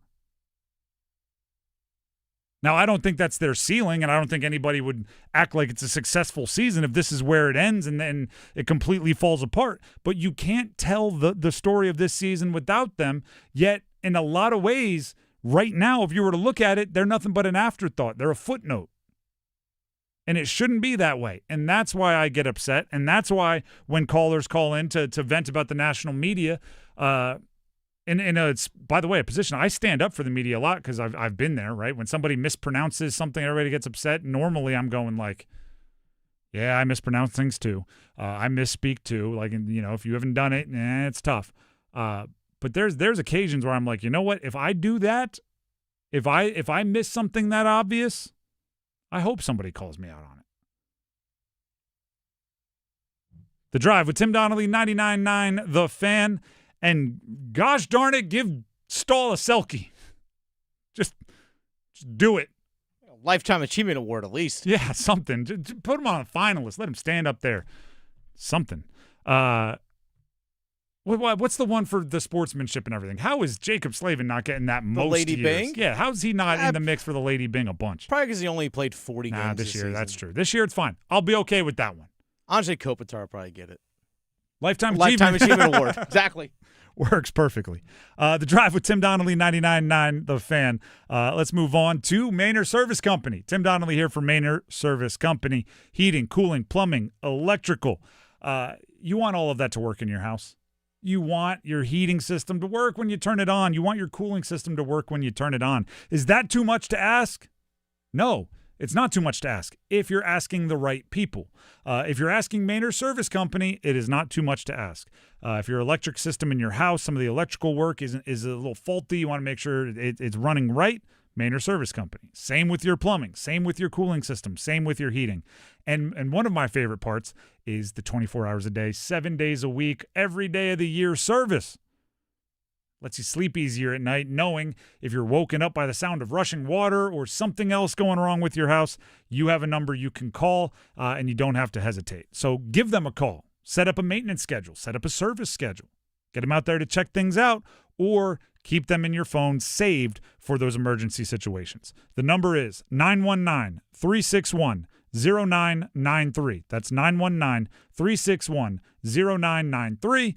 Or visit them online at MaynardServices.com. That's MAYNOR Services.com. Coming up next, we hit the starting five, just like we do every day at 5. Back after this. Hey, Carolina Panthers fans, it's Dennis Cox from 99.9 The Fan. Join me and my co-host Chris Lee from WRAL TV as our podcast Panthers Playbook rolls on this offseason, presented by Wake Orthopedics. In every episode, we'll keep you up to date on Carolina Panthers news as we break down the NFL draft, insights on free agents and prospects, plus all the inside information on the offseason. Follow and subscribe to Panthers Playbook wherever you discover your favorite podcasts or watch on YouTube. Hi, I'm Kamiko, the founder of Miko's Hot Chicken. When we started our family restaurant, we were also raising a family. But let me tell you, it wasn't easy. Our Chase Inc. card was there to reward us on all of our business needs. Now we have a thriving location, and we're hungry for more. With the Chase Inc. Business Unlimited card, you can earn unlimited 1.5% cash back on every purchase, so your business can go from here to possible. Chase for business. Make more with yours. Real business owners compensated for their participation. Cards issued by JPMorgan Chase Bank and a member FDIC. Subject to credit approval. Terms apply. Hey, what do you say? John Forsland here for my friends at Buffalo Brothers. My favorite place to go in the Triangle for the best wings on the planet. How about this special? Every Monday, half-priced wings all day. Dine-in only. Now that's a deal, baby. Everything on the menu is amazing. Pizza, apps, and always great drink specials. Visit any of their 5 Triangle locations and their pet-friendly patio, too. Online, buffbrothers.com. Aw, man, now I want wings.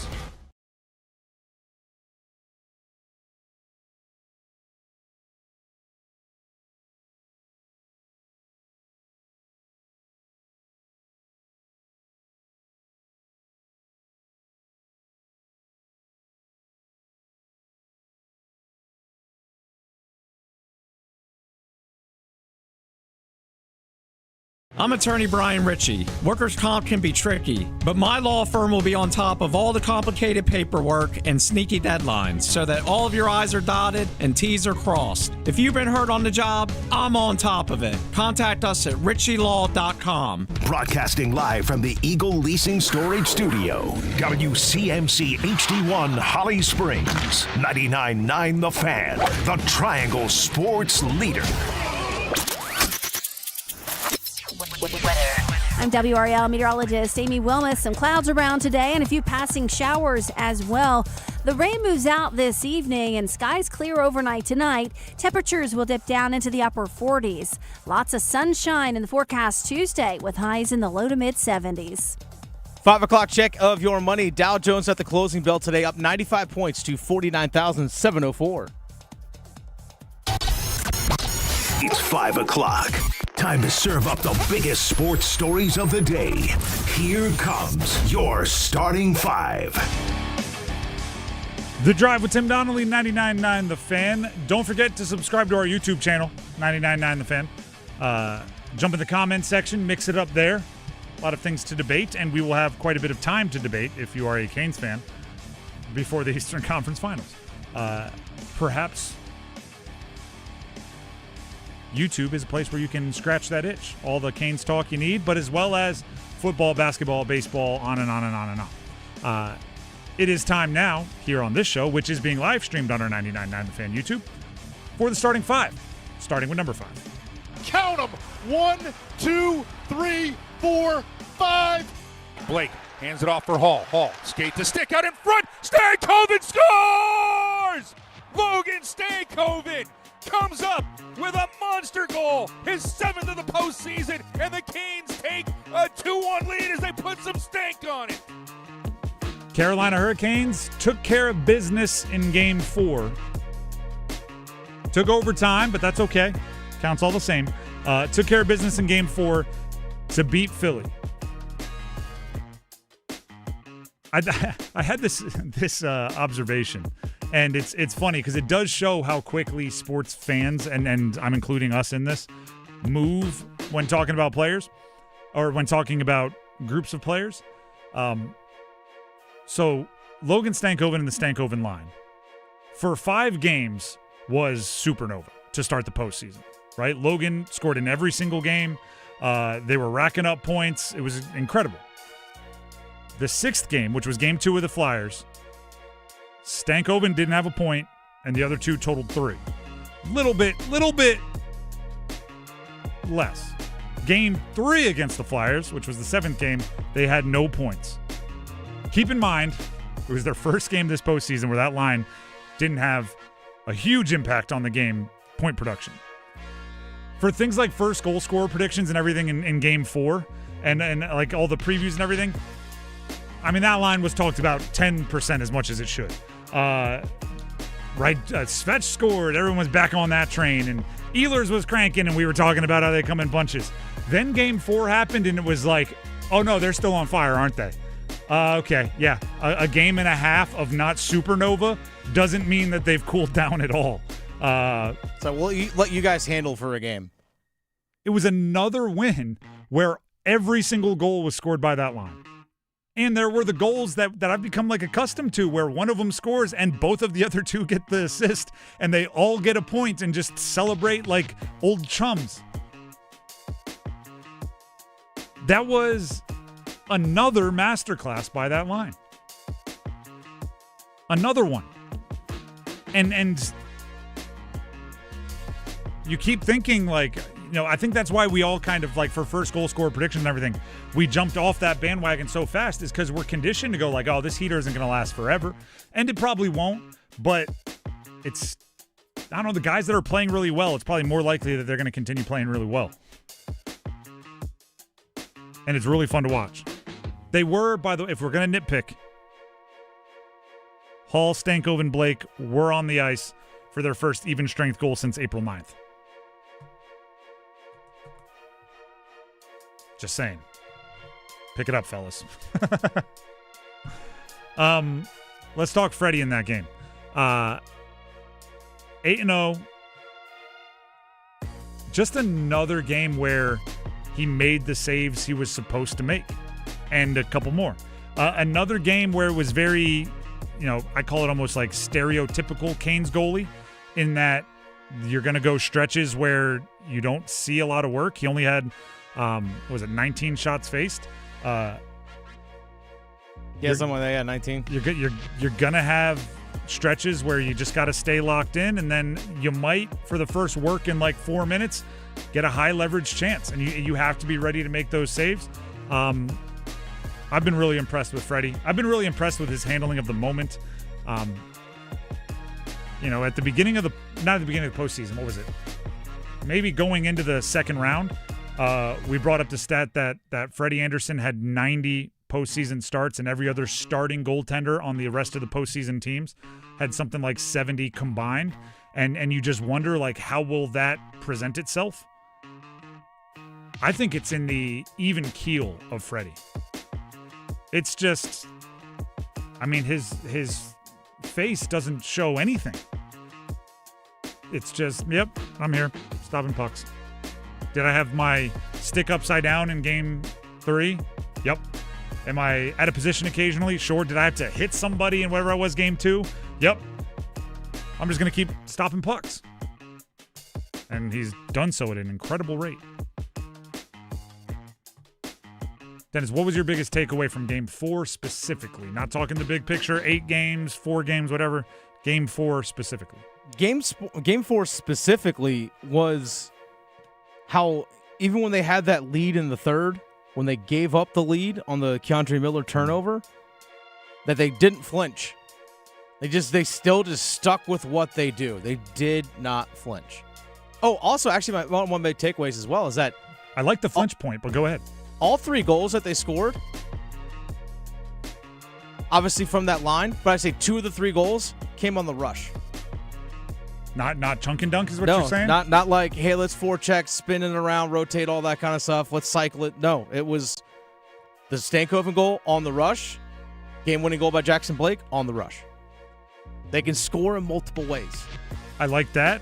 And it's we shouldn't be surprised by it because it's something you've been bringing up a lot this year, but we've been talking about a ton.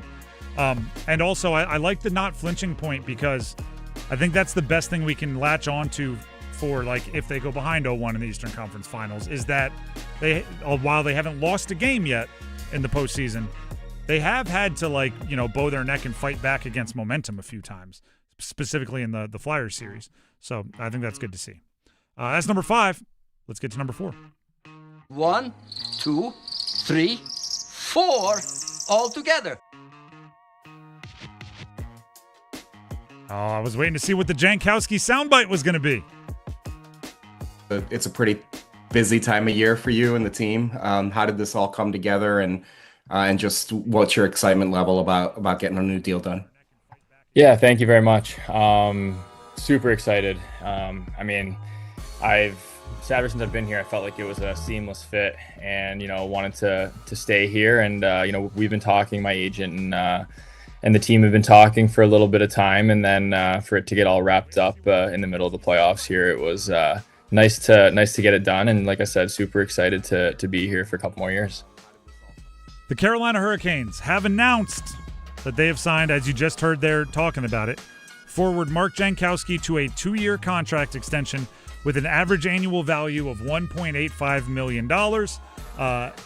He's found a nice rhythm centering the fourth line. That line's been pretty darn good. Oh, yeah. Relative to other fourth lines, it's been really darn good, but it's just been a good line at times, like irrelevant of, or regardless of the fourth line status. And he's been robbed twice. Ready for the joke? What? Finally, some good news for Mark Jankowski that the refs can't review and take away from him. No. By the way, not just twice. He also had one called back last year in the postseason. That's right, he did. So I believe his total playoff goals for the Canes is 3, but also 0. Yeah. But telling you that fourth line's going to score, I'm going to count and say the fourth line scored, because they did. Even though that was actually the correct call on Carrier. But they still scored. That's the joke. The more serious deal is, I think Jankowski is a perfect example of what I talk about when I say the more you can do. Face-offs, 5-on-5, you can be a little physical, kill penalties, if in a pinch, some power play action. He does a little bit of everything. The more you can do, right? And I think the Canes really appreciate that style of play, where it's like, yeah, like well put together, complete game. $1.85 million is not going to bankrupt anybody. They have plenty of cap space. But I think it's meaningful that they're rewarding him at this point in time. Another serious point. The quote-unquote other parts of last year's trade deadline for the Canes that they acquired, Taylor Hall, Logan Stankoven, and right at the buzzer for the trade deadline, Mark Jankowski. They've since all signed extensions. That's good business, right? What was Mark Jankowski? The trade for like a conditional fifth, something like that? Fifth-round pick, yeah. If you trade a fifth rounder and you're signing him to an extension, that's good business. You're getting value there. Logan Stankoven, obviously. Taylor Hall, obviously. But, a lot of the forgotten pieces of that trade deadline are having their imprints being put on a lot of postseason games. And then I'll just directly read a tweet from Adam Gold, our very own Adam Gold here at 99.9. Assuming the Canes move Kotkaniemi on, they'll have about $17 million in cap space with only Nikishin and depth pieces. For example, Delorier, a seventh defenseman, a right-hand center, a third goalie left to sign. It's a lot of money for those pieces. Excellent cap management and roster management by Eric Tulsky and the front office. And they have their draft pick as well. It'll be a late first, but a first. Hopefully very, very, very late. Hopefully pick 32. Hopefully. What number was that? That number 4. Actually, no. Let's take a quick minute. Congratulations, Mark Jankowski. The journeyman life, when you can put down some roots on a really good team and be depended upon, that's a big moment in a professional career. That's number 4. Let's get to number 3. The Charlotte Hornets. The NBA draft lottery results. All that tanking for this. To me, there's 2 questions that we should be thinking about here. One is, what do the Hornets do? The Hornets have the 14th and 18th pick in the first round. Their options are stick and pick, get 2 solid players, develop them, pair them with a young core, and then see if you can't continue to grow an entire roster of really good basketball players.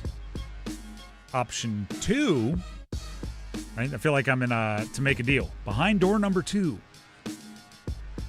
You can take a whole bunch of young players, first-round picks, pair them together, and go try to accelerate your rebuild with somebody like Bam Adebayo or Giannis or Zion or any of the other names that are reportedly being discussed in trades, which is, I think, a bit more risky but would really ignite the fan base.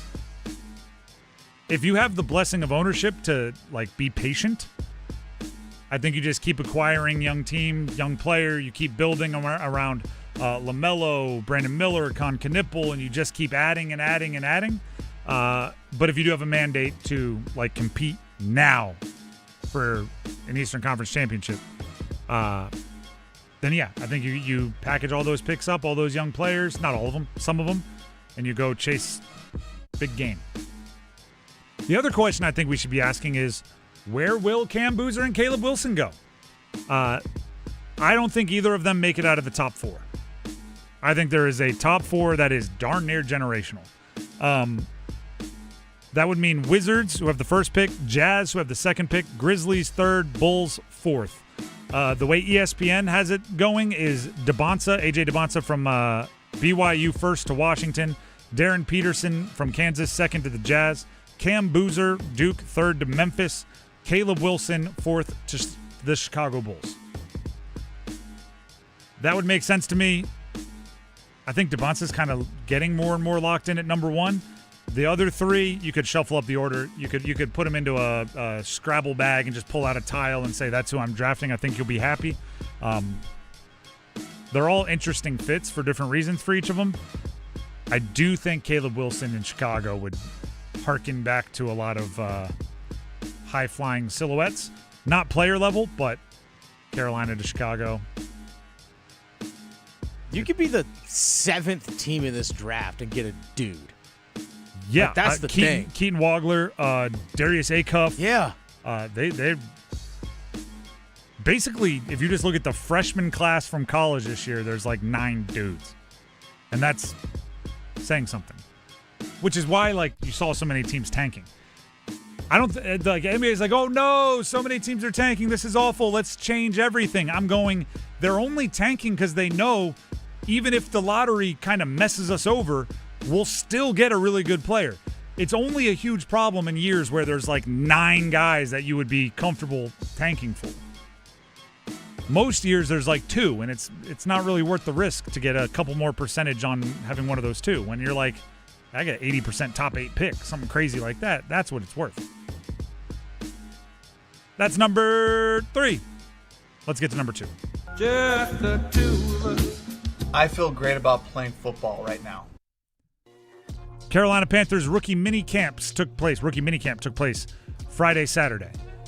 For the most part, a bunch of guys were out there practicing that I hope somebody took a cool picture of them wearing the Panthers helmet, because that'll be their profile picture for the rest of their lives. They got their, cup of coffee in the league.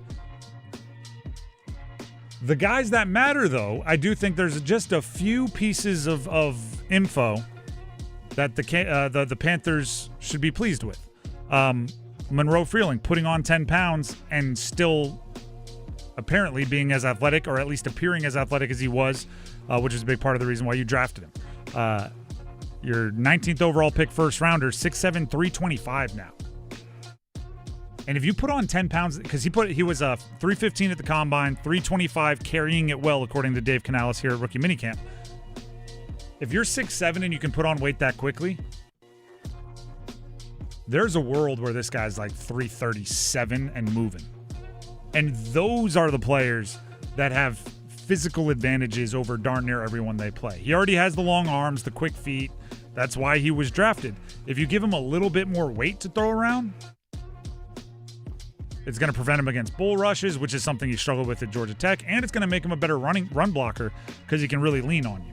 So as long as he doesn't lose a step, which you always have to worry about when linemen are putting on weight, as long as he doesn't lose a step, it's a really intriguing player Panthers have on their hands. Also, Chris Brazel, reportedly impressed as a route runner, which I think everybody should be pleased with. He's big, he's tall, he's fast, he's a physical specimen because the combine told us so. Route running is always a worry about a Tennessee Volunteer wide receiver.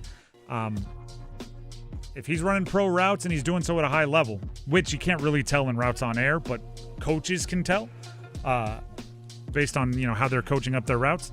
If that happens, I think you're more likely to depend on him early.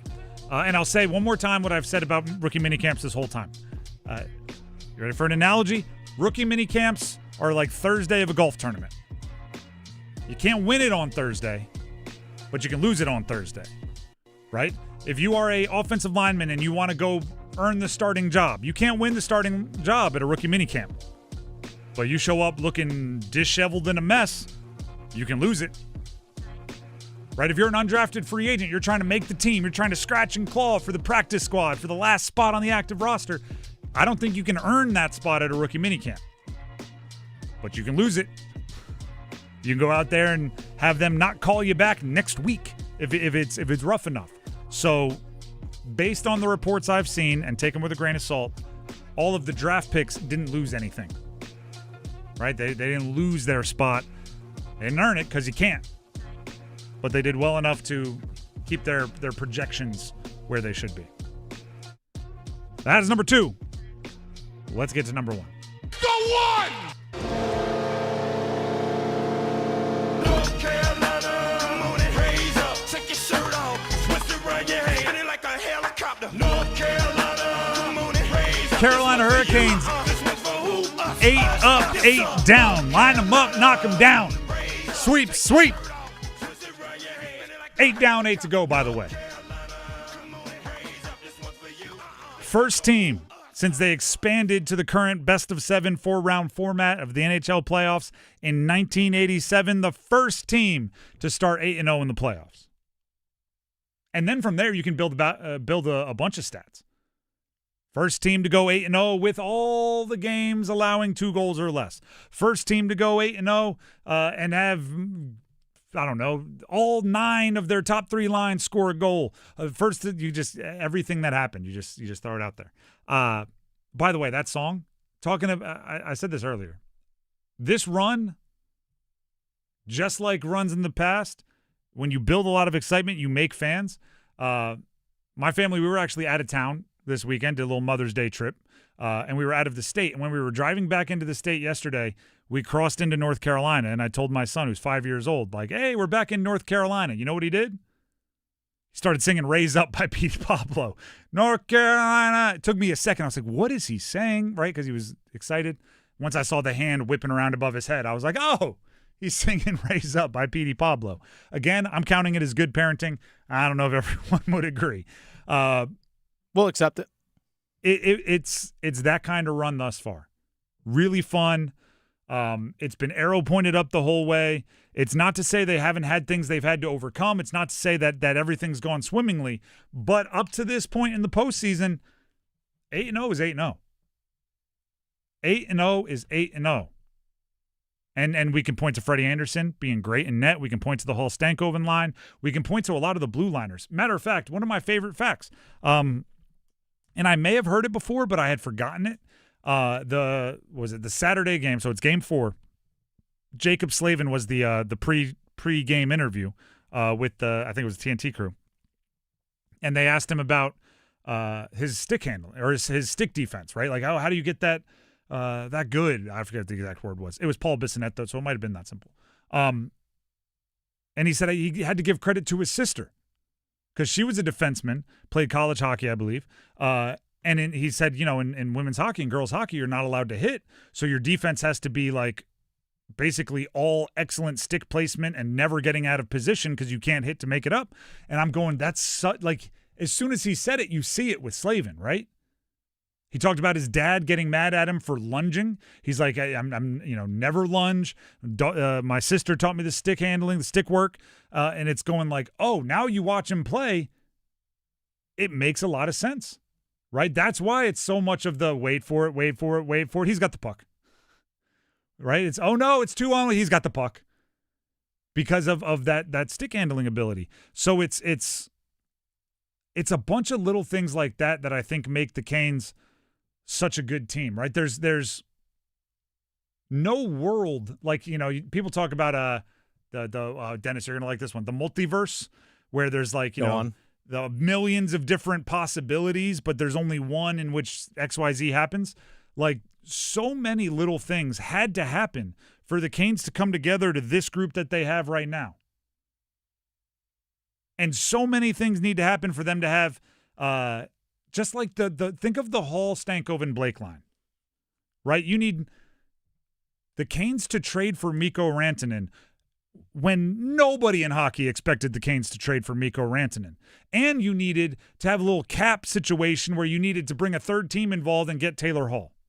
Then you needed Mikko Rantanen to show up and very obviously with his body language from the jump, very quickly say, I don't want to be here. So before the deadline, you did that a couple weeks before the deadline, you got to trade him away, and the best you can get is from Dallas, couple first rounders, couple third rounders, and throw in Logan Stankoven.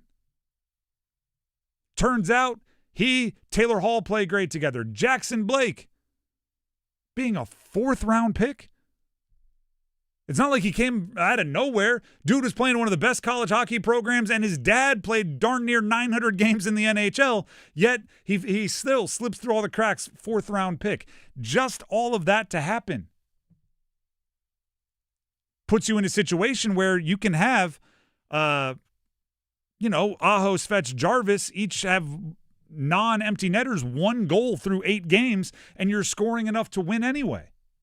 Because those 3 guys, through this, that, and the other, all came together to make a line that is absolutely on fire.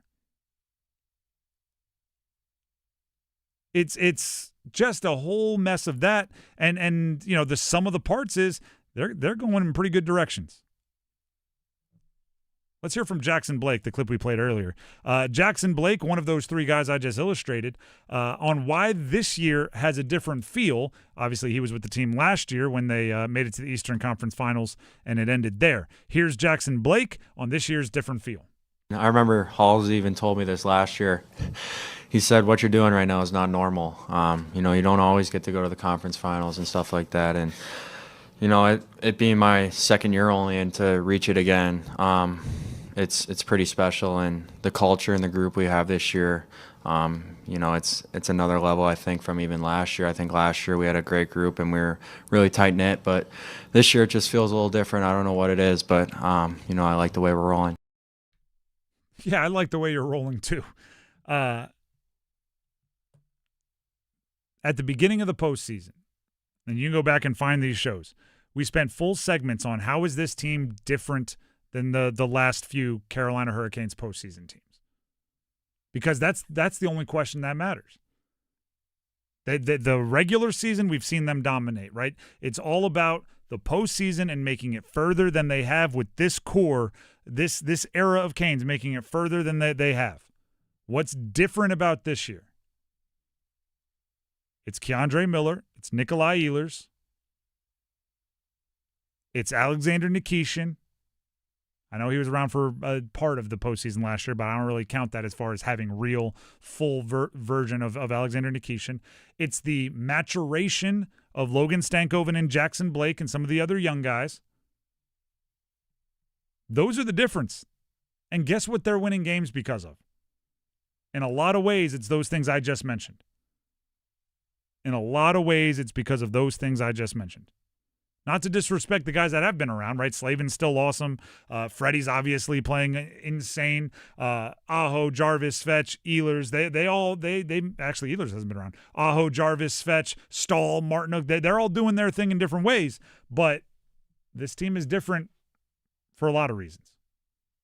Some of them, I'm sure, are those social, closeness dynamics. Some of them are also, they put together some skill sets that they had been lacking on recent versions of the Carolina Hurricanes. And yes, we will have a wait.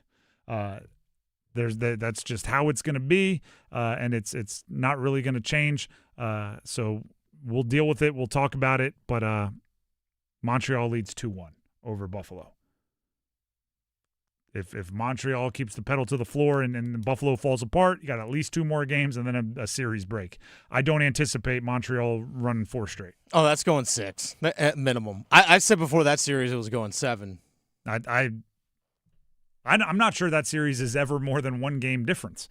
It could easily be Buffalo, either of them. The other ties it up, 7 games, and Carolina's just hanging out and waiting. It's crazy to think that Montreal winning last night was the first time this postseason they won back-to-back games. Yeah. Because against Tampa Bay, it was just alternate. One win-loss, win-loss, win-loss, win-loss. If you're going to have a long break, and again, we'll talk about it. We got plenty of time till the next game. If you're going to have a long break, you want the team with the short break to just be bloodied and bruised and exhausted. Like, you want them to have to go through it. So you might be rooting for 7. If it's going to go 6, might as well go 7. Like, what's the difference between a 11-day break and a 13-day break? Like, for real. Might as well go 7. That is the starting 5 here on The Drive with Tim Donnelly on 99.9 The Fan. Now we need numbers game contestants.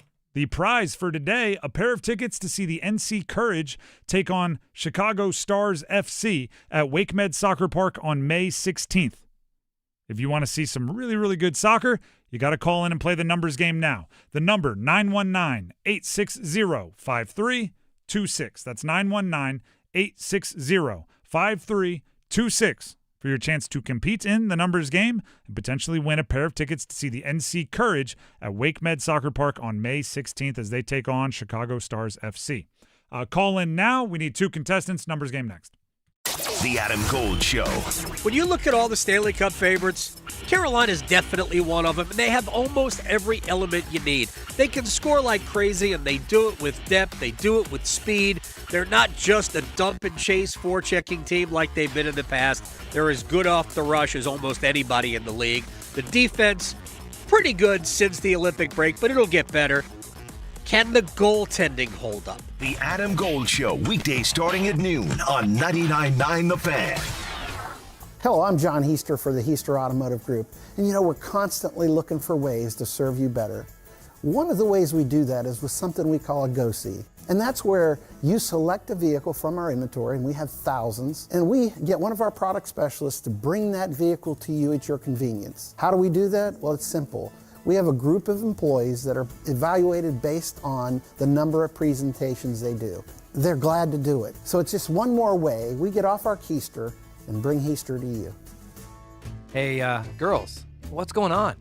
We're just mapping out our entertainment to-do list, and we are ready. Okay, here we go. First on the list, House of Hops. Love the place. So relaxing. Variety of food trucks and a new selection of those THC drinks I'm digging on. Oh, and you know I'm a wine drinker, and their wine list is only matched by their huge craft beer selection. Oh, I can't wait. Excellent. Who's next? Well, we gotta eat, right? So zip by Che Empanadas. Scrumptious Argentinian delicacies. Can't go wrong there. That's the one by Sharky's, right? Scrumptious indeed. Eat there all the time. Hey, don't forget Salt and Lime. You know the one by the Raleigh Grand. Girl, Margarita Mondays and Taco Tuesdays? That's where you'll find me. You girls do have it mapped out. Che Empanadas, the House of Hops and Salt and Lime Cabo Grill. All outstandingly scrumptious. Off Glenwood, Grove Barton, and Durley Road.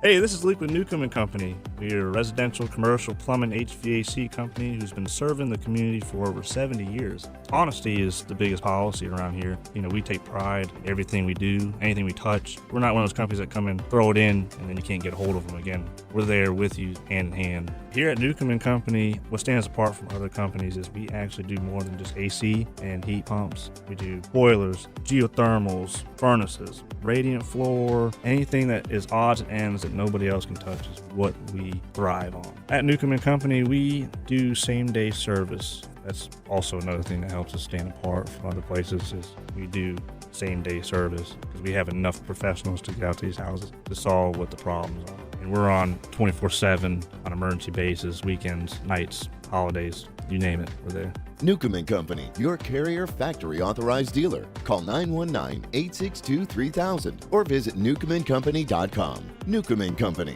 your comfort is our business.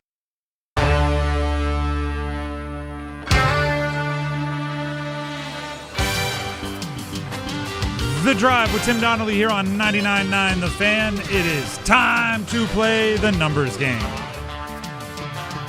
Prize, soccer tickets. NC Courage take on Chicago Stars FC at Wake Med Soccer Park on May 16th. A pair of tickets will be going to either Tyler in Durham or Dan in Fuquay. They are our contestants for today. We'll bring them each onto the show, ask them the same question. Dennis will pick his favorite answer, and that person will get to go first. We'll start with Tyler in Durham. Tyler, can you hear me? Yes. All right. It is Monday, which means we just finished up a weekend. What was the highlight of your past weekend? But because we're a sports show, make sure it is sports related. Yeah, I've never really gotten into hockey, but I needed something to watch, and I've hopped on the Canes bandwagon. It's been a lot of fun, so definitely Canes. All right. Dennis, any follow-ups? No follow-ups. All right, perfect. We go to Dan in Fuquay. Dan, can you hear me? Yeah. Perfect. Same question to you. It is Monday, which means we just wrapped up a weekend. What was the highlight of your weekend? But because we're a sports show, make sure it somehow relates to sports. Yeah, the Canes game was awesome, but we went to Gouge Wrestling for my son's birthday party at the Mason Jar Brewery. That was a great time. All right. Dennis, any follow-ups? None. Okay, then you get to choose between a brand new Canes fan enjoying the rush of the postseason in Tyler and Durham, or Dan in Fuquay, who enjoyed a wrestling birthday party for his child. This is actually more difficult than you think. It's actually a great play by Dan. It really is. Because the Canes win comes in strong, and he found a way that I think pulls on some heartstrings. Also, wrestling, which you're a fan of. Yes. There's some things. Being the massive wrestling fan that I am, it's tough to not pick that because I'm a very big proponent of supporting independent wrestling. I think it's a very important thing. Local arts, independent wrestling is part of that. But when you start off saying, yeah, the Canes game, acknowledging the first person's answer, I got to go with Tyler and Durham with this one. Which, by the way, Tyler, welcome to the family. There you go. We are not going to gatekeep fandom for the Carolina Hurricanes. If you want to be part of this family, come on in. So there you go. Tyler gets a hearty welcome, and he gets to go first. Dan, don't worry. You'll have your chance. Just have to sit on hold for a minute or two. Tyler, are you ready to pick your category? Yes. All right. The categories are NFL players, Carolina Panthers only, MLB players that have won the batting title since 2006, NBA players whose teams are still alive in the postseason, or NHL Hurricanes only. Let's do MLB. Okay. Major League Baseball players that have won a batting title since 2006. I will give you the team and the player. Give me the jersey number as quickly as you can. There'll be 30 seconds on the clock, one pass if you need it. Do you have any questions before we get started? No. All right, perfect. Your time will start when you hear the horn. Trey Turner, Philadelphia Phillies. 6. Incorrect. Bobby Witt Jr., Kansas City Royals. 7. Correct. Josh Hamilton, Texas Rangers. 5. Incorrect. Trey Turner, Philadelphia Phillies. 3. Incorrect. Josh Hamilton, Texas Rangers. Pass. Chipper Jones, Atlanta Braves. 10. Correct. Miguel Cabrera, Detroit Tigers. 24. Correct. Trey Turner, Philadelphia Phillies. 3. Incorrect. Josh Hamilton, Texas Rangers. That was a good showing. 3 out of 5. Very solid to start the week. The numbers we were looking for that you did not get were Josh Hamilton 32 and Trey Turner also 7. So Bobby Witt Jr. and Trey Turner both 7. For Chipper Jones, we would have also accepted 16. That's news to me. 10 is where I think of. But 3 out of 5 is the number to beat. So go ahead and stay on the line, Tyler, and we'll see if it holds up. Thanks. That brings us to Dan and Fuquay. Dan, can you hear me? Yes.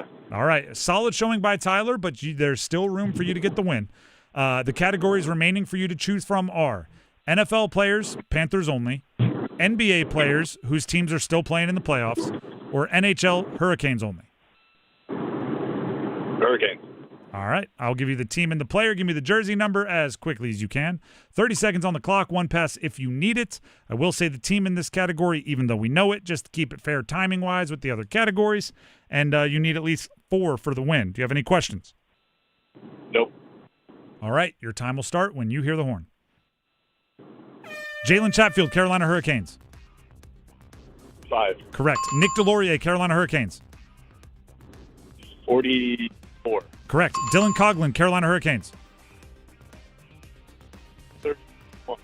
Say it again. 31. Incorrect. Noah Hannafin, Carolina Hurricanes. 42. Incorrect. Dylan Coughlin, Carolina Hurricanes. Say it again. 26. Incorrect.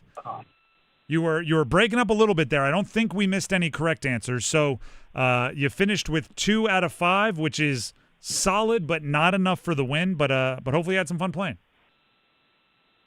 Yeah, thank you. Thank you. Jalen Chatfield, category 5, a good way to remember that one. Number 5, we also would have accepted 64. Good pull by him getting DeLaurier with 44. Not a ton of minutes played. Yeah, so well done there. For DeLaurier yet.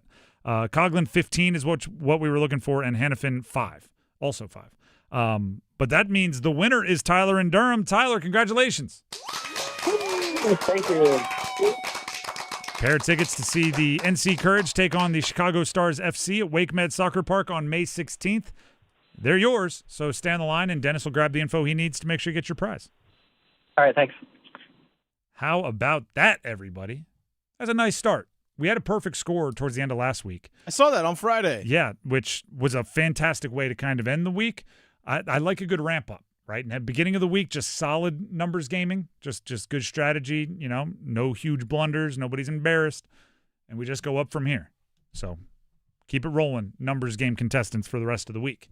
And also, welcome all new Canes fans, right? Tyler said he's a brand new Carolina Hurricanes fan. He's just getting into it, but he loves the energy and he's excited. I am a huge proponent, and not just because it's good for me professionally when there's more sports fans in the area, but I'm a huge proponent of not putting up roadblocks from genuine people that just want to root for your favorite team. I don't get all of the, oh, you want to be a Canes fan? Well, where were you when in 2008 happened? Or did you drive to Greensboro when? Listen, if somebody is a jerk and you don't want them to be a fan of your team, I'm cool with that. If somebody is not a nice person, you don't want them being associated with your favorite team, I'm fine with that. That shouldn't be exclusive to new fans. That should be all fans. They're not cool. You want to exile them? Fine with that if they've earned it and it makes sense. Other than that, if someone's a good person, they just want to have a good time rooting on some hockey, and they want to be a fan of your team, welcome. Like, let them in there. Welcome them in. That's not to. By the way, that's not to say you have to like respect their opinion as much as the person who you talk with that played college hockey and has been an assistant coach in the juniors for like. I'm a football fan. I know a ton of people that are diehard football fans. I mean, I don't even know if they know the rules. They know touchdown good, and they celebrate, and they're all in, and they play fantasy football, and they buy the merch, and good. You don't got to, hit them up with, like, what do you think of the trade? But you can hit them up with, like, hey, how about that win? Just let everybody in. Fans deserve to be fans. And also, like, you don't control who's on the bandwagon, so you can scream at the wind as long as you want, but it's not going to change anything. You might as well just be cool with it. Trust me, the team store, we go there all the time. Mm-hmm. There's no, like, key code on the outside. Anybody can walk in there and buy all the gear they want and walk out looking like a Canes fan. I will say this, for a fan base and for a team that does not get a lot of national attention, why would you close your doors off to people talking about your team and growing your fan base? Fantastic question. It's a fantastic question. Yeah, you can't have it both ways. Why is no one talking about us? Well, you can't be fans of us. Why is no one talking about us? No, not you. Yeah, like, well, I'm trying to be here to part of this. Nope. Can't have it both ways. I agree. And by the way, the last point I'll make, for all the national media doesn't talk about the Carolina Hurricanes enough, I know media people. I am a media person. If they talk about the Canes and they get 1 million likes, they're going to talk about the Canes again. They get that endorphin rush just like everybody else on like, ooh, look at that. It's going viral. So if there's more Canes fans to like it when they pick the Canes, Pavlov's dogs, they're just going to start picking the Canes because when I pick the Canes, I get more likes. They're all thirsty for it. Believe it or not, ratings matter. Yeah. Believe it or not, don't they? The Drive with Tim Donnelly, 99.9 The Fan. Before we move on, Dennis has something else he would like to tell you. Hey, folks, Dennis Cox here real quick. For my friends over at Law Tigers, something that happened to me yesterday that actually prevented me from riding my motorcycle today. And it's actually something physical. Actually, I sprained my foot playing hockey yesterday. And one of the things that, well, if I'm driving my car, that's totally fine. It's my left foot. Okay, it's not a big deal, right? But as a motorcycle rider, all parts of your body are used to control the bike. Believe it or not, it's your hands, your feet, obviously, but you're using your shoulders, you're using your legs in order to keep the bike upright, especially as you're going into turns. Different pressures you have to put on your body depending on how the bike is leaning. Make sure your body is physically able to handle your motorcycle before you either get on your bike to ride or B, you're looking to buy a new bike for yourself. Make sure you can physically handle that motorcycle before you get out there and ride. That's something you have to make sure that you can do. You have to make sure you control your bike to prevent any accidents from happening. But unfortunately, accidents can happen while you're out there on the road, and this is where Law Tigers steps in. If you're injured in a motorcycle accident, get in touch with Law Tigers at 1-800-LAW-TIGERS or visit lawtigers.com and get in touch with them even before you contact the insurance company. Case evaluations are always free. You don't pay a dime until your case settles. So give them a call, 1-800-LAW-TIGERS, or again, visit lawtigers.com. Law Tigers is a network of independent law firms who are members of the American Association of Motorcycle Injury Lawyers. Law Tigers is not a law firm. The Drive with Tim Donnelly here on 99.9 The Fan will be back with some more NBA Draft Lottery talk. Where will the local guys go? And what will the Hornets do? Next. Move your sports day forward. The Carolina Panthers continue their evolution now 3 years into this front office, and there's promise. What started year one as a refresh turned into a rebuild, and with the latest draft, we see reinforcement. The fifth-year option on Bryce Young, now icing. It's a different mantra from the let's develop dogs mentality. Now it seems, let the dogs hunt. Get set up. Join Next Up with Paul Ihander. Mornings at 9 on 99.9 The Fan, the Triangle Sports Leader. Life's great stories are built on yes and. Yes to the big game and the private suite. Yes to the beach and sailing offshore. Yes to traveling the country and exploring new ones. With the new Millionaire for Life from the North Carolina Education Lottery, you can say yes to $1 million now and every year for a lifetime. Millionaire for Life. Winning is just the beginning. Drawing 7 days a week. Must be 18 to play. Approximate overall odds of winning are 1 in 8.47. Problem gambling helpline 877-718-5543. At Wake Orthopedics Urgent Care, we spend days, nights, and weekends in 3 convenient locations providing specialized care for kids and adults. Sprains and strains, shoulders and knees, fractures, hammies, and more. All that and all without an appointment. Walk in or limp in, either way you'll get the care you need whenever you need it. Visit us today at wakemed.org. Chris Canty here. PayPal is now the official peer-to-peer payment sponsor of the NFL, which means all the money moments that your fandom creates, whether splitting tailgate costs or chipping in on tickets and game day food between friends, are covered. Wherever the game is played or watched, PayPal moves with fans. You can send money through text, email, or directly to your friends with eligible accounts on Venmo. Just download the PayPal app and share all the moments that matter. Account with PayPal is required, not available in all regions where PayPal operates.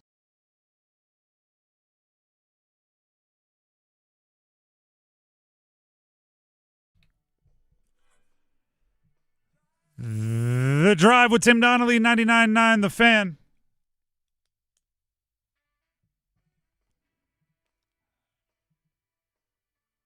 All right, everybody. Carolina Hurricanes, 8-0 in the postseason. They're punching their ticket to the Eastern Conference Finals, second time in as many years, 3 times in the last 4.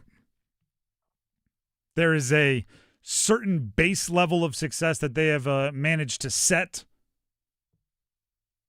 And you know how they did that, right? They did it the right way.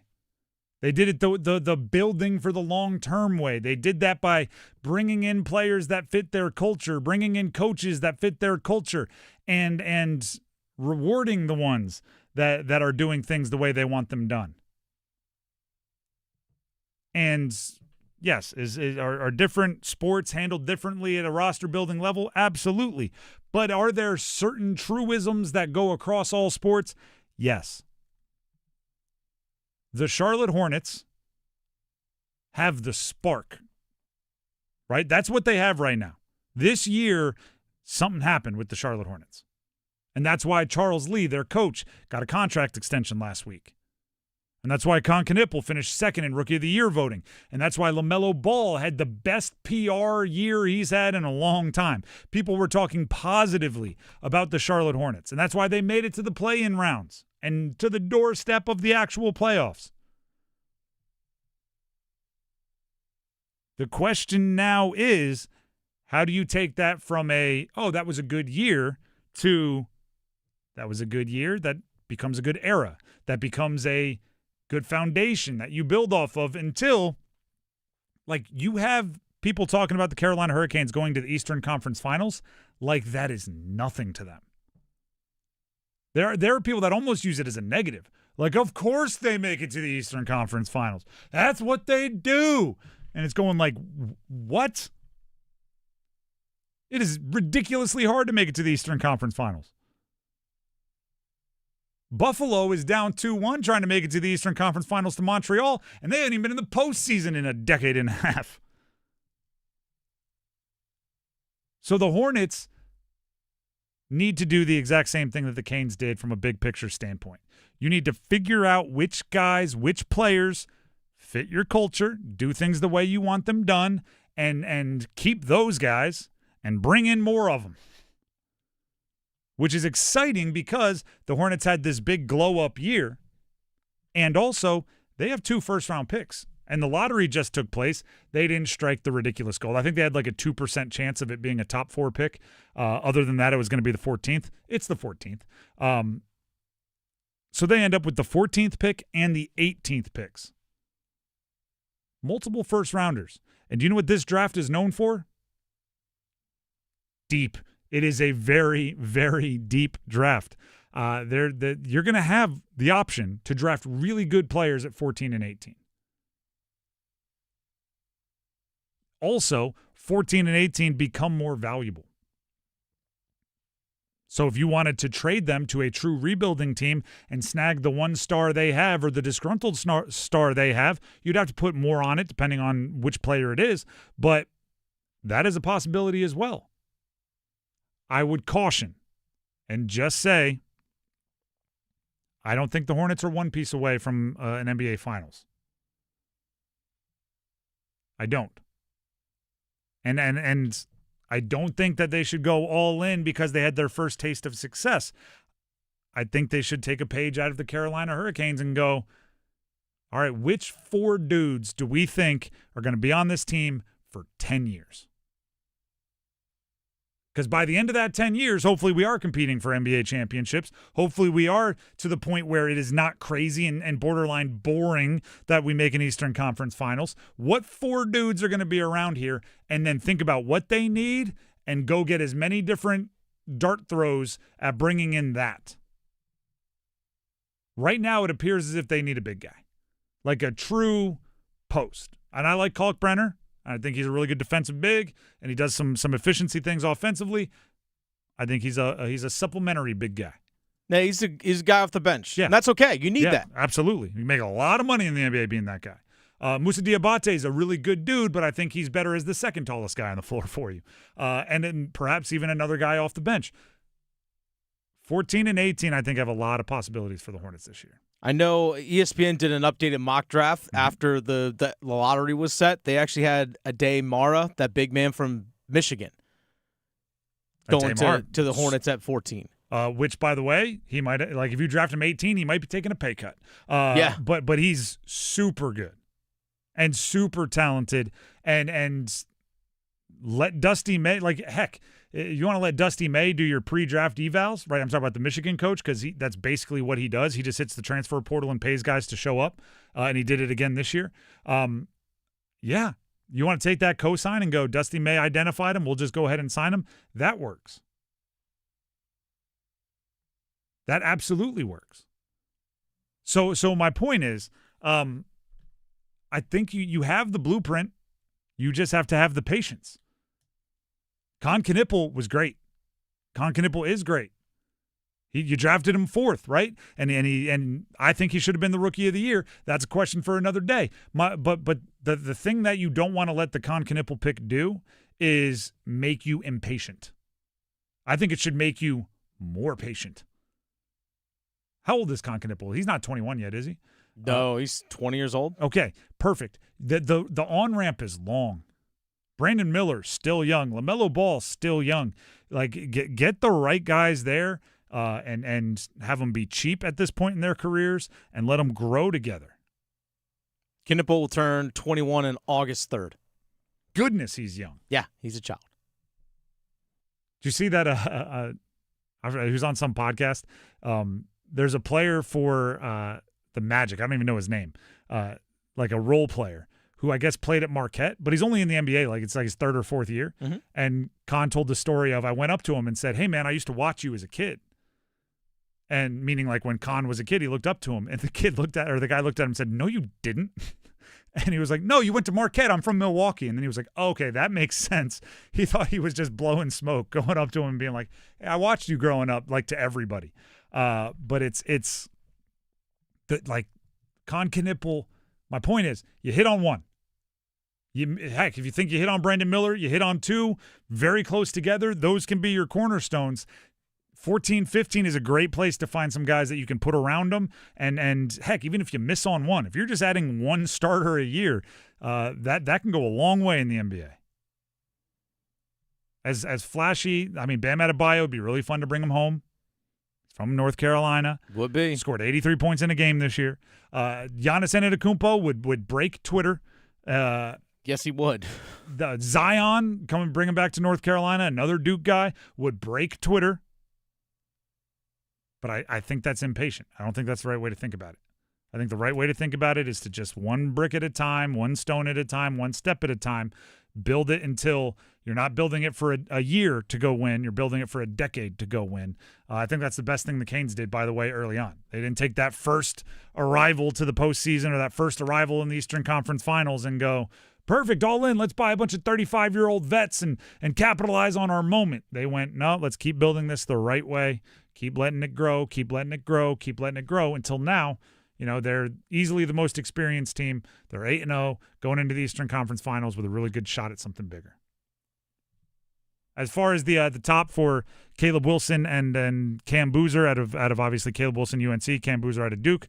The Wizards got the first pick, Jazz the second pick, Grizzlies the third, Bulls the fourth. I don't think those guys make it out of those four. If they do, Clippers, Brooklyn, Kings go 5, 6, and 7. I think the top four, A.J. DeBonsa, Darren Peterson, Cam Boozer, Caleb Wilson, it appears as if DeBonsa is kind of settling in up top. That's just what the insiders tell me. Makes sense. The other three, I think it's what you're looking for as much as who. If you need a guard wing scorer, Darren Peterson. If you want pro-ready, strong, you go Cam Boozer. If you want ridiculous ceiling athleticism, you go Caleb Wilson. I don't think you're going to go wrong with any of them. It's why I said earlier that the Bulls have the best pick in the draft, the fourth pick, because they don't have to make the decision. They just get to sit back and say, whoever falls to me, I'm drafting. By the way, a couple of local guys that are mock drafts as well. Isaiah Evans from Duke, currently at ESPN mock draft, 23 to the Atlanta Hawks. And also Henry Vasar from North Carolina, 25th to the LA Lakers. Maybe a good spot to land. Think Duke, J.J. Redick drafting Carolina, Caleb Vasar, or sorry, Henry Vasar. Will LeBron even be playing there? Who knows? The Drive with Tim Donnelly, 99.9 The Fan. More tomorrow. Enjoy Overdrive coming up next. We're going to start off talking Canes because, of course, we are, and enjoy it. We'll see you tomorrow, everybody. Hey, Carolina Panthers fans, it's Dennis Cox from 99.9 The Fan. Join me and my co-host Chris Lee from WRAL TV as our podcast Panthers Playbook rolls on this offseason, presented by Wake Orthopedics. In every episode, we'll keep you up to date on Carolina Panthers news as we break down the NFL draft, insights on free agents and prospects, plus all the inside information on the offseason. Follow and subscribe to Panthers Playbook wherever you discover your favorite podcasts or watch on YouTube.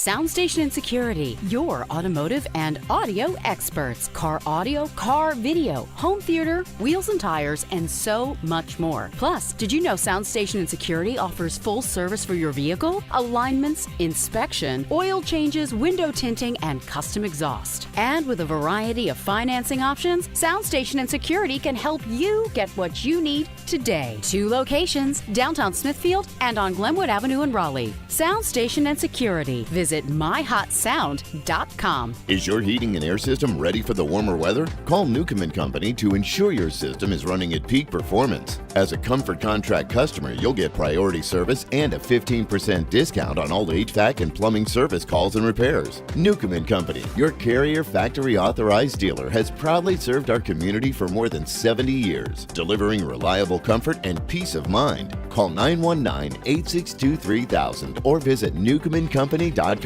Newcomb & Company. Your comfort is our business. The Chase Ink Business Premier Card is made for people who make things happen, like me. I'm Sam, founder and CEO of Manifest, a product design company that makes everyday products designed smarter. I get 2.5% cash back on purchases of $5,000 or more, plus unlimited 2% cash back on all other purchases, which helps us make more smart ideas into a brilliant reality. The Ink Business Premier Card. Chase for business. Make more of what's yours. Real business owner compensated for their participation. Cards issued by J.P. Morgan Chase Bank, N.A. member FDIC. Subject to credit approval. Terms apply.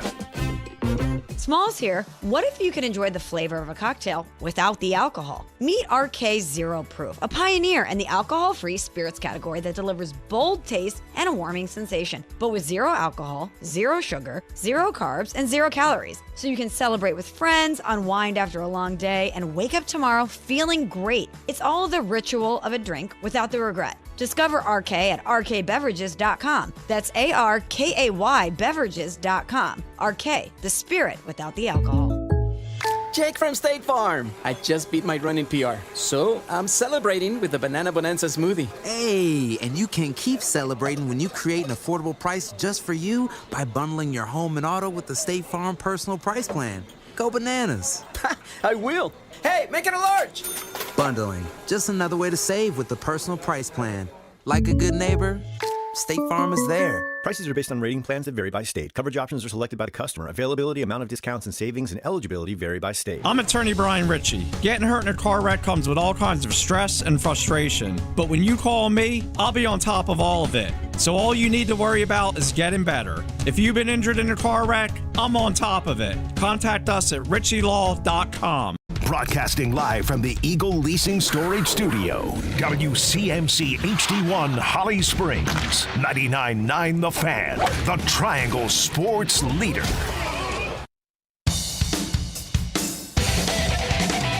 It's 6 o'clock. Time to shift into overdrive.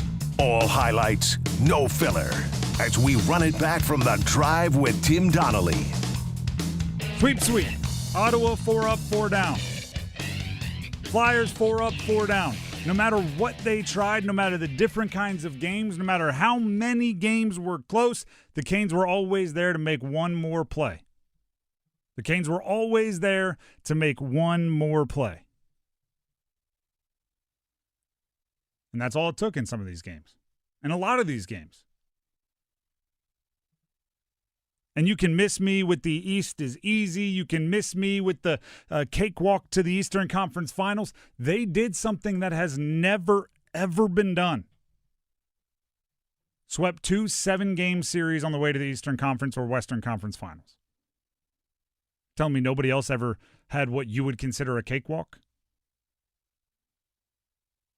Oh, no, they were just the only ones that did it. Oh, I can dive more into that a little bit later on. Oh, I'm looking forward to it. Yes. You want to, I mean, any of the arguments are just ways to discredit a team that was the 1 seed and looked better than a 1 seed is supposed to look through the postseason thus far. And now they're facing a however long break, but at the end of that, they're going to be playing in the Eastern Conference Finals. And whoever they play, whether it's Montreal or Buffalo, they'll have an exceptional advantage in experience in the postseason. Now, are there things that you would love to, like, yeah, you know what, the Canes, it would be sweet if you stopped putting yourself in 3-on-5 situations so much, but actually, you're good at it. So what, like, okay, fine. Is this a crazy, I don't think it's a crazy thought, but it's not one that I think you try to put in. I actually think it's kind of a momentum changer when they go down 3-on-5 and kill it. It's like a jolt of adrenaline that everybody gets fired up about. Super high risk, but it's worked this postseason. Very intimidating to the opposing team when you go, we'll play 3-on-5 and still completely lock you up. Would I like to see Aho and Jarvis and Svech score more? Yes, I would. I would like to see them score more goals. I would like to see the power play score more goals. But this is what we've been talking about all year. The depth. This is what we've been talking about. Back on, like, this isn't super long ago, but I don't want to scroll too far back. Back on March 18th. It was after a 6-5 overtime Carolina Hurricanes win over Pittsburgh. This is mid-March. I tweeted out this exact thing. 6 goals scored with none by Jarvis, Svech, Ehlers, or Aho. Hey, Canes, your depth is showing. Seems like an innocuous deal till you go back and look at some of the box score and you go, oh, guess who scored in that game? Jackson Blake. Oh, guess who scored in that game? Taylor Hall. Oh, guess who scored in that game? Logan Stankoven. And you recognize the depth that we've been talking about. And throughout the year for different reasons, right? They started off on a 5-game win streak. Ehlers, Svech started